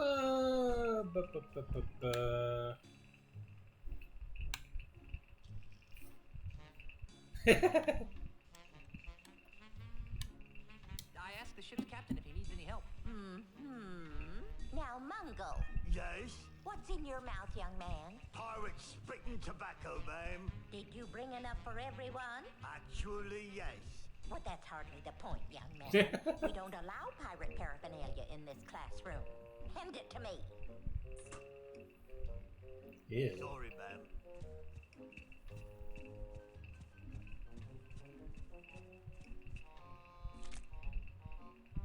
Now then, Mungo. Yes, ma'am? After drinking too much grog, a friend of 20 years teases you about your haircut.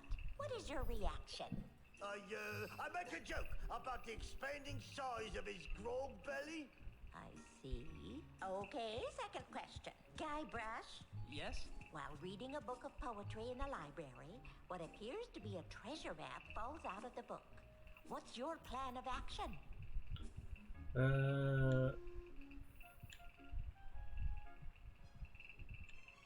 I informed the librarian of the situation.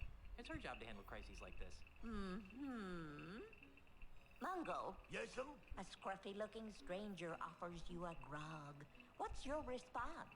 I accept the drink, but pour it in a bush when he isn't looking? I see. And Yanya? Yes, Miss Rivers? A member of the opposite sex rebuffs your advances. How do you cope? I chalk it up as a learning experience and move on. Interesting. Alrighty then. Now She doesn't seem satisfied with these answers, and I thought most of them are acceptable. Your captain has plotted a course directly through the heart of the Devil's Triangle. How do you react? I inform the captain of my misgivings and hope he listens. Now, Yanya. Yes, ma'am. Your tofu burger is delivered medium well, despite your explicit request for medium rare. How do you react? I grudgingly eat the burger while hoping the service improves during my next visit. Ah. And finally, Mr. Threepwood. Yes? A stranger approaches you and asks for the time. How do you respond?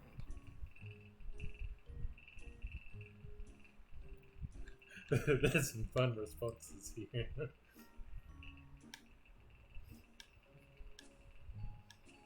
I politely inform the stranger of the correct time. Ah. Well, I've added up all your scores, and I must say that I'm very unhappy. Mungle, I'm afraid you didn't pass. Your heart's in the right place, dear, but your brain is somewhere cold and dark and covered with spiders. Ha! Yanya, I'm flunking you, too. Why? I got every answer right. Yes, dear, but your attitude sucks. This is horribly unfair. So's life, sweetie. Get used to it. And then we have Guybrush. Guybrush, I'm proud to say that you're the best student that Ozymandias's Pirate Transmogrification Academy has ever had. Yay! Wow. It's an honor to bestow upon you this certificate of transmogrification, which will help you get a high-paying job in the tourist services industry. Now, before you all leave to continue your lives, I just have one... I passed! I passed! Oh. Not much of a graduation ceremony. I haven't been this proud of an accomplishment since... Wait a minute. I'm not proud of this. As a matter of fact, I should burn this before anyone catches me with it.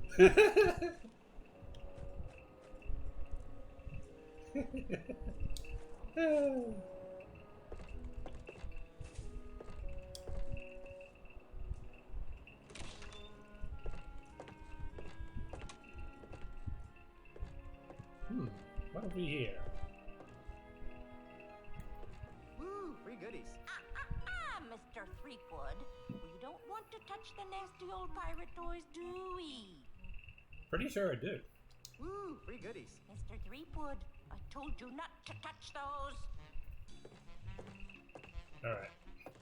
Well, there's a few things here that I actually want, so I think we need to take this course again. Looks like someone's Emily Eye Patch doll got confiscated. How rude. She reminds me of my dear old granny. My dear old bipolar scaring the neighbors granny. Miss Rivers? Yes, Mr. Threepwood? What's your first name, baby? Don't try to smooth talk me, mister. I'd like to reclaim a confiscated item. But I didn't confiscate anything from you, sweetie. I'm, collecting it for a friend. Sorry, dear, but the owners of confiscated items must reclaim them in person. Darn. And watch the mouth, Sonny. I'd like to take another whack at becoming a transmodified pirate. Well, what for, dearie? You already passed the class. Well, I know, but I feel a relapse coming on. Aye, avast, ye swabs. See? Oh, you poor man. Take a seat and we'll get started. Welcome back, class. I can see that all of you have been here before, so let's cut to the final exam, shall we? We're gonna have some fun this time. 100% of your grade. Let's begin. Yanya? Yes, ma'am. After drinking too much grog, a friend of 20 years teases you about your haircut. What is your reaction? I have a good chuckle at my own expense. Toast my friend's rapier like wit. I see. Now then, Guybrush. Yes, Miss Rivers? A member of the opposite sex rebuffs your advances. How do you cope? I complain about the frenzy. I go home and eat ice cream. Say nasty things about it behind my back. Get on with my... Here we go.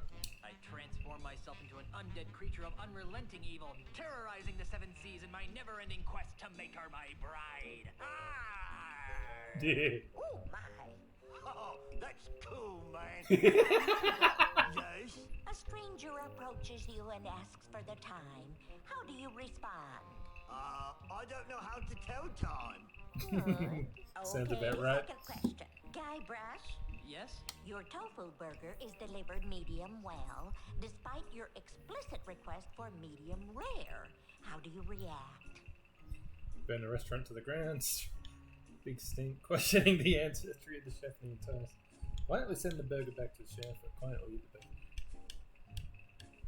I burn the restaurant to the ground and string the chef up by his kidneys. Goodness gracious. Miss Rivers, Guybrush is hampering my ability to learn.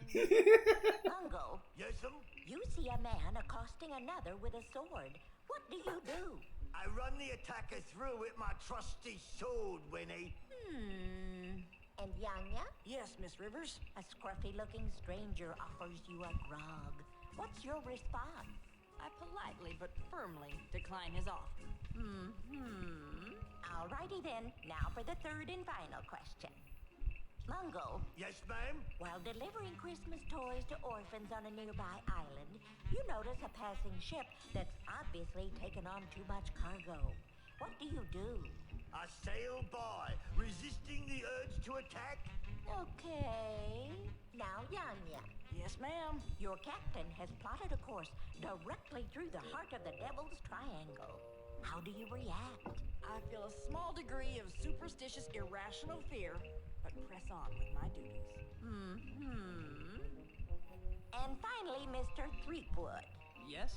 While reading a book of poetry in the library, what appears to be a treasure map falls out of the book. What's your plan of action? Hunt down and kill everyone, I think. Yeah. Can we go back up? I hunt down and kill everyone who's ever checked out the book. Then, after I kill their families, their friends, and their pets, I seek out the treasure. Arr! Jumpin' Jehoshaphat! Ooh, you're gonna get it. Miss Rivers, Guybrush is scaring me. Well, I've added up all your scores, and I must say that I'm very unhappy. Mungo and Yanya, I'm afraid you failed again. Rats. And then we have Guybrush. Guybrush. I've been teaching this course for months, and I can safely say that you're the single worst student I've ever met. I've picked lint out of my belly button with more learning potential than you. Now, in order to guarantee that you never darken my school's doorstep again, and to stigmatize you for the rest of your hopefully short life, I'm strapping this dunce cap to your stubborn pirate head in the hopes that humiliation will succeed where education failed. Now get out of my classroom and never return! Yeah, I may be a dunce, but at least I'm a mighty pirate dunce.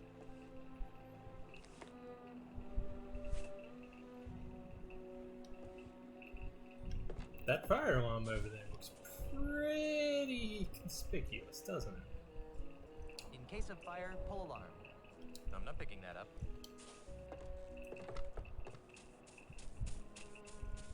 Never try this at home, boys and girls. False fire alarms cost lives. Fire! Everyone run for your lives!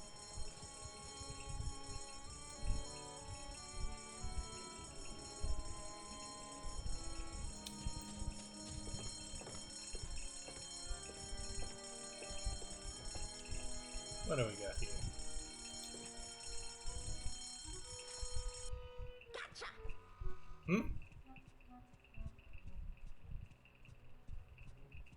Thought you could pull a fast one on me, huh? Yep. Get out! Now I remember why I dropped out of school.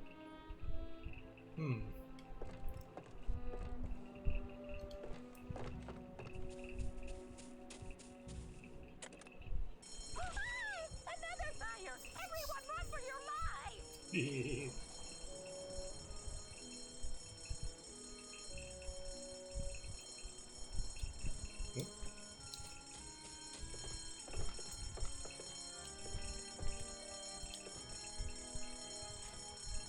Gotcha!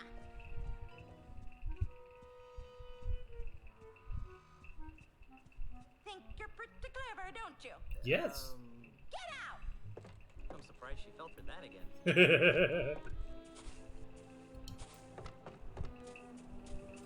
I had fun. Another fire! Everyone run for your lives!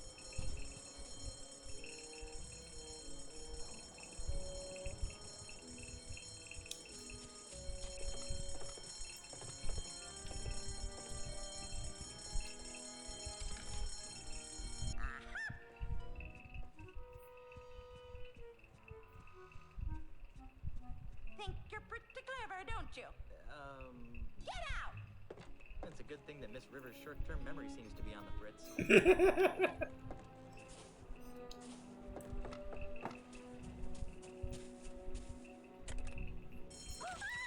I think the whistle is what I needed to use. Run for your lives!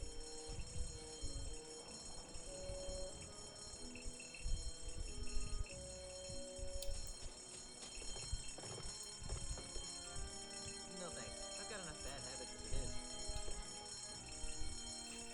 Okay, I think that's everything.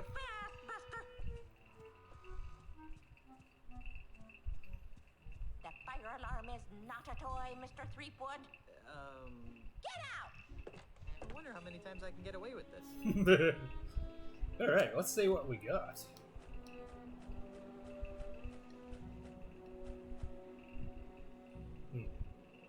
Pointy. The lighter side of walking the plank. Oh, okay. It's a parody of Mad Mag. We're parodying Mad Magazine. The people who make... I'm blown away. Snappy answers to stupid insults. The Hearse of Monkey Island, a Scab magazine parody. Captain Sergio's marginally funny etchings. Okay. It's a classic 1582 Mercedes-Benz racing schooner. It's a cute little whistle. Can't imagine what's so piratey about it. It's a rare LeChucky Chew Pirate Mon gaming card. What, Chucky Chew? Oh no. Oh. Okay.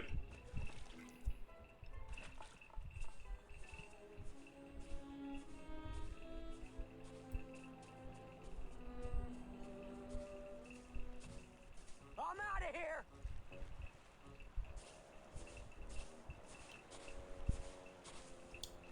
Let's see.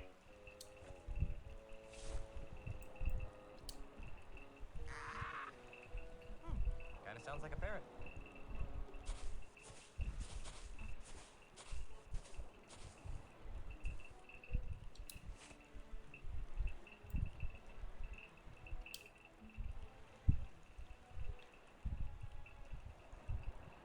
Are you the parrot that always lies?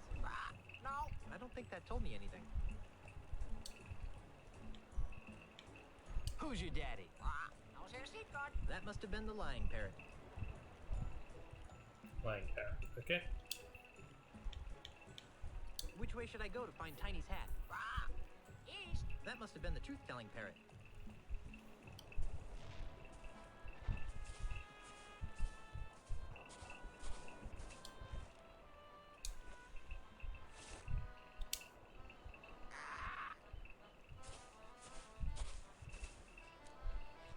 Hello. Right. Yeah, they did say that this micro grog could stun a skinny parrot.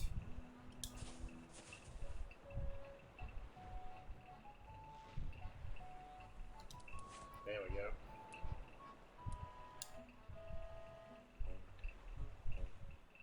LeChuck sucks. LeChuck sucks. So he's the truth parrot.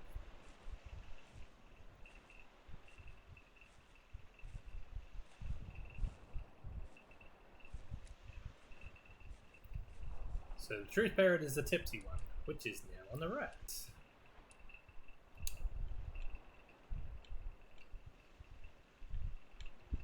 Which way should I go to find Tiny's hat? West. West.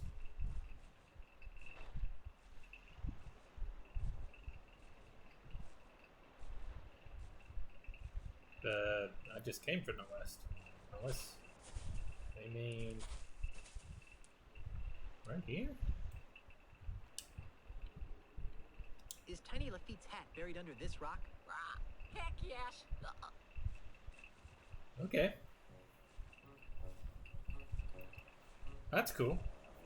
I was expecting to have to explore the beach a lot further. In fact, I'm pretty sure I've had to in the past. I wonder if it's randomized.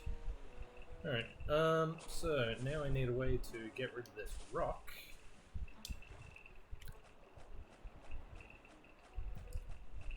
And I think the best way is with explosives. I'd better put these away before Kasaba thinks we're conspiring against him and shoots his cannon at me. But that's the point.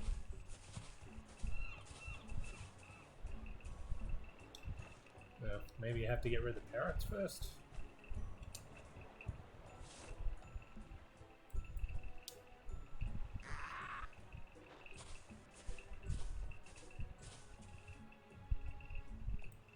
I don't think he'd like that.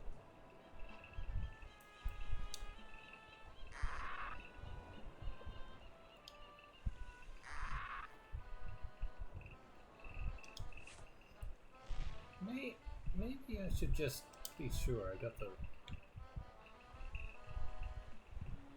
What are you?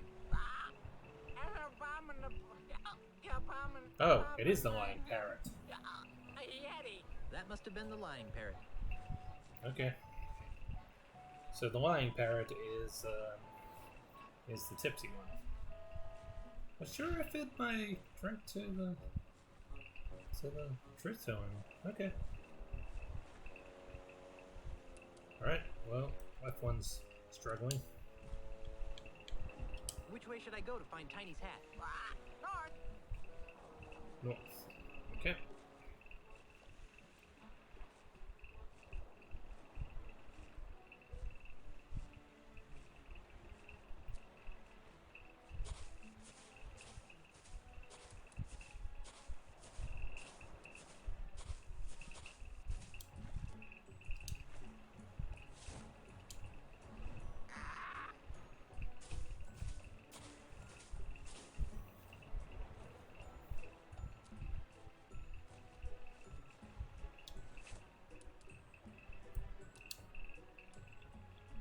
Is Tiny Lafitte's hat buried under this rock? No. I know that parrot always tells the truth, so Tiny Lafitte's hat must not be here. Well, I went north. Okay, maybe it's in this road, but I have to keep going left.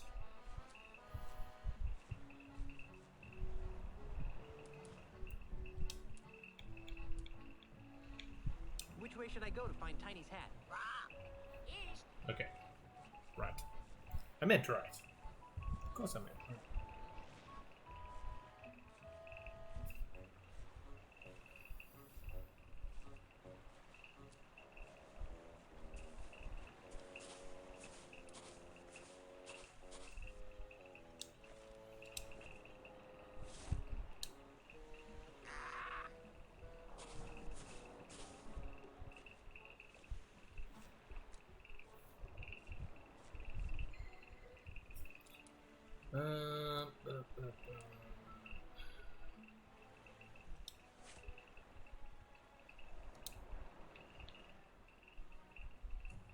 Which way should I go to find Tiny's hat?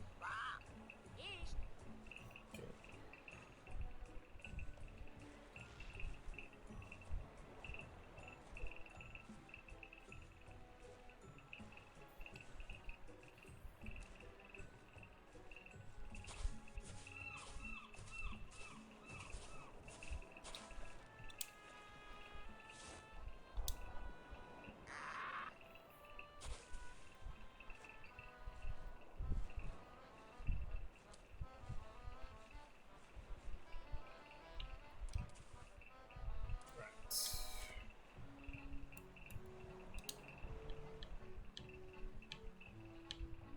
Which way should I go to find Tiny's hat? East. I wonder if it'd be quicker if I just went 2. Then they'd tell me if I was, going the wrong way.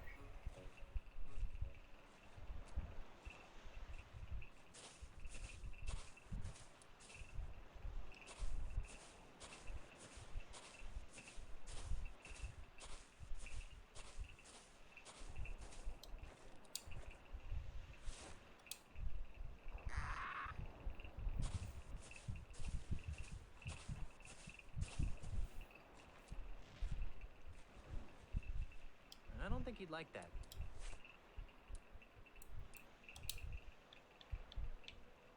Which way should I go to find Tiny's hat? East.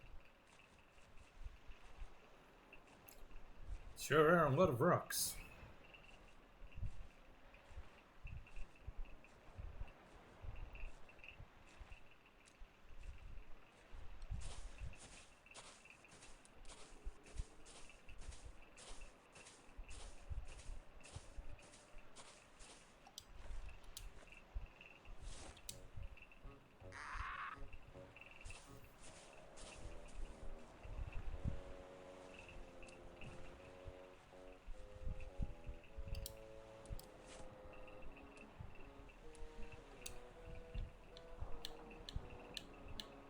Which way should I go to find Tiny's hat?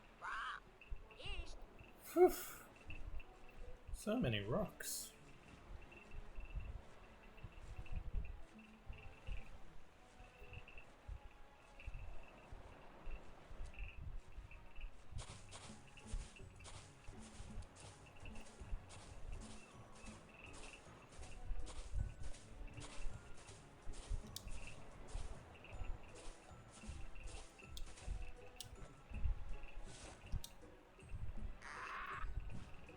Kasaba's ship is getting further to the left, so we are at least making progress, I guess.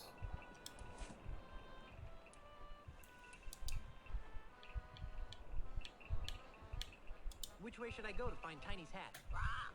East.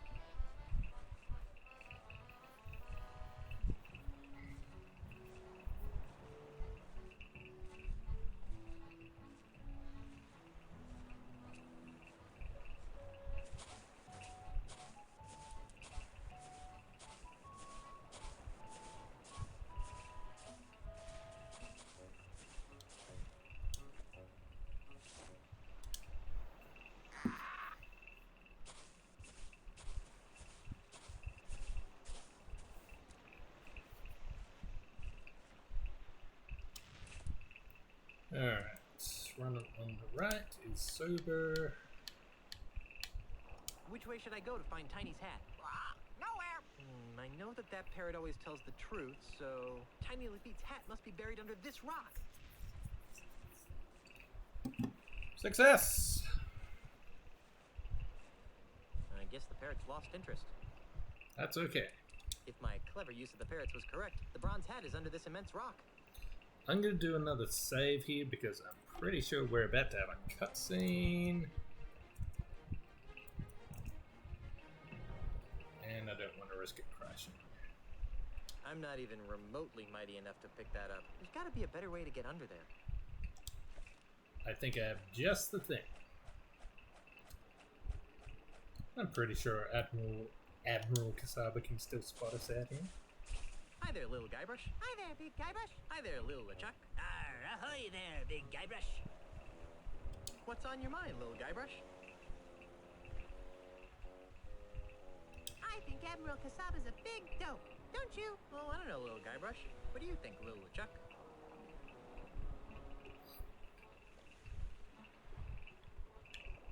I think little Guybrush is a reigning pirate wannabe. Oh, yeah? Yeah! Now, boys. Amoral lout. Defeat doily sniffer. Unemployed layabout. Guys. Pirate poser. Uncultured corpse. Girly man. I really think that's loud enough to catch Kasaba's attention. Jerk. Idiot. Nimrod. Dork. I've obviously got some deep-seated issues to work out here. Moron. Spaz. Jerk. Hey, spaz is not a nice word. Why, those ignorant anarchist savages! How dare they plot against my benevolent tyranny! Simpkins, wheel out the really big cannon! Do we have to, sir? Our ears are still ringing from the last time. I've had just about enough of your pusillanimous insubordination, Simpkins! Now roll out the really big cannon and blow up those terrorists this instant! Aye, aye, sir. Fire!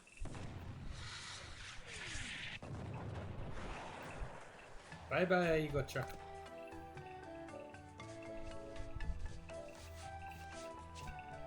Wow, here it is. The bronze hat of Tiny Lafitte. Now that is how you treasure hunt. It's the tiny bronze pirate hat of a tiny bronze pirate. Alright. And I think with that victory under our belts, this is probably the best time to leave it for tonight. So, next week, when we continue, we will attempt to get the other two pieces, which are the diving trophy and the monkey mug from Planet 3.